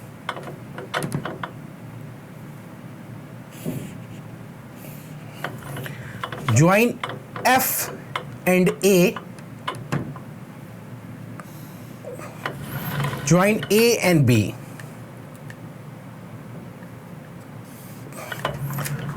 So my dear friends, from the top, if we are observing from the top, if we are viewing from the top, then complete base will be visible. Complete base will be visible. Suppose you have a torch in your hand and you will put the torch here. So the complete light will be seen on this base. So A to B, B to C, C to D, D to E, E to F and F to A. All the edges of the base will be visible. Now what is hidden? The hidden part is this slant edge C, O and this D, O. So I hope you understand how I have drawn this figure. Now what we have to do, we have to rotate this pyramid in such a way the apex points towards the VP. Apex. This is the VP here and this is HP. So we are going to rotate the top view like this. We are going to rotate the top view like this. So the angle is given in the question, that is what? That is 45 degree. So with the help of drafter, I will take the angle that is 45 degree. I will draw a line from somewhere here. Mark the point anywhere on this line, anywhere on this line, and let's say it is O. Now we have to transfer each and every point on this line. We have to transfer each and every point here. The pyramid, the top view of this will be look like this. So it is very easy, very easy. Let's see how to draw this. First of all, I will take the radius from O to D, OD. Put needle of compass at O, cut the arc, this is D. Now I will take the arc till F. So OF and OB are of same length. So I'll put needle of compass here, an arc for F and this arc for B. Now what I will do, I will take the radius from O to A. Put needle of compass at O and mark somewhere here. We will have A, we will have D. Now take the radius D to B and intersect these arcs A to B. Sorry, D to B. Put needle of compass here at D, cut here and intersect somewhere here. Now we need E and C. Again, it's very easy. Take the radius from O to E. Take the radius from O to E. The length O to E is same as O to C. Put needle of compass at O and draw arc on either side of this line. Either side of this line. Now I'll take the radius from E to A, and I can do one more thing. Let's see this. Now here what we will do, we will use the HB pencil. HB pencil. Now let's see. My dear friends, this point is what? This is D. Here we have what? This is A. This is what? This is F. And this is what? This is B. Keep your drafter parallel to this edge. Now move the drafter till F and draw a line to intersect this arc, and we will have the point that is E. That is E. Likewise, move the drafter till B and draw a line to intersect this arc. So we will have what? We will have C. Join all these points.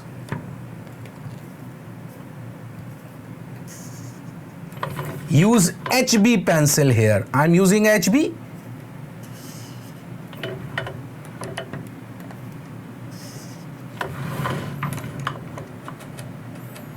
Join these points.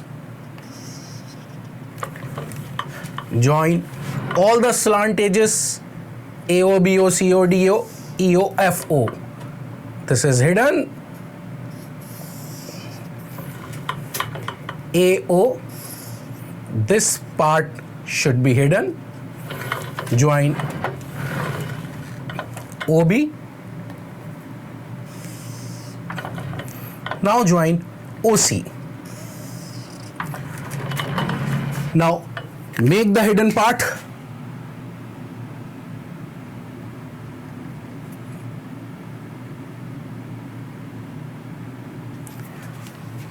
Now for the final front view, draw each and every projector from all the points, draw the locus from here and name the intersecting points, join all of them in cyclic order and draw the final front view. It is very easy. Let's see. First of all, what I'm going to do, I'm going to draw the front view.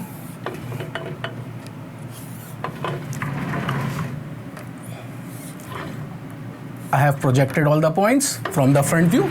Each and every point is projected. O is already projected on the reference line. So the O is on the reference line.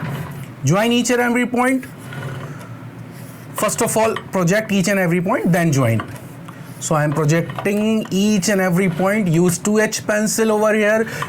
Once again, the final figure, that means this front view and this top view, should be with HB pencil. HB pencil. I am projecting each and every point. So I have projected each and every point. Now what I am going to do, I am going to name the points that we have projected. This is A and here we have A dash. So it is somewhere here. This is A dash. This is O on the reference line. This is O dash. Now this is B and B is somewhere here. So it is where it is. It is here. B dash. C. C is somewhere here. So C. This is C dash D. And D is on the ground. That is one point of the slant edge that is resting on the ground. That is OD. E. And E. E is somewhere here. E dash. And finally we have F, that is here. F dash. Join each and every point with the help of what? With the help of HB pencil. I am going to join each and every point. And then we will see which part is hidden. Any ideas? Any guesses? Which part I am going to hide? Which part of the pyramid is not visible from the front? Any idea? Visualize that the pyramid is rotated in such a way that the apex pointing the VP. That means the apex is away from the observer. So base is pointing the observer. If base is pointing towards the observer, then complete base should be visible. Complete base should be visible. Why? Because base is pointing towards the observer. So complete base should be visible, and which part should be hide? FO, this slant edge, and AO, this slant edge. These two slant edges, and one more I just forgot, that is EO, E dash O dash. So I'll make the hidden line. This is the complete question. We have already seen the animation. Now compare the animation with this figure. You have any doubt, you can ask. Finally, what we have to do? We have to dimension the base, axis, and we have to write the angle over here. So I'm just going to write the angle. This is what? This is 45 degrees given in the question, and dimension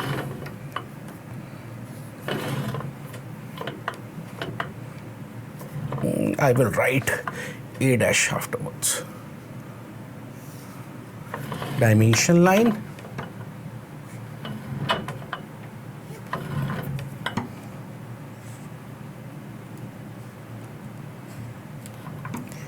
it is easy to use the unidirectional system of dimensioning. Unidirectional system. Now draw the arrows. The arrows should be in 3:1 ratio.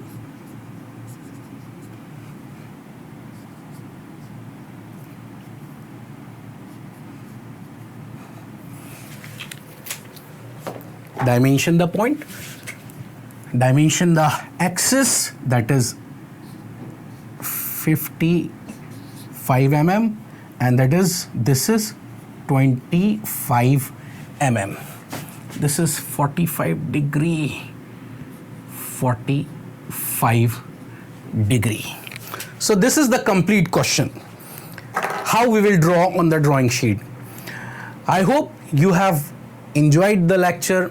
You have understand each and everything. If you have any doubt, you can ask me in personal. You can ask me with the help of comment. Okay friends, bye bye and take care of yourself.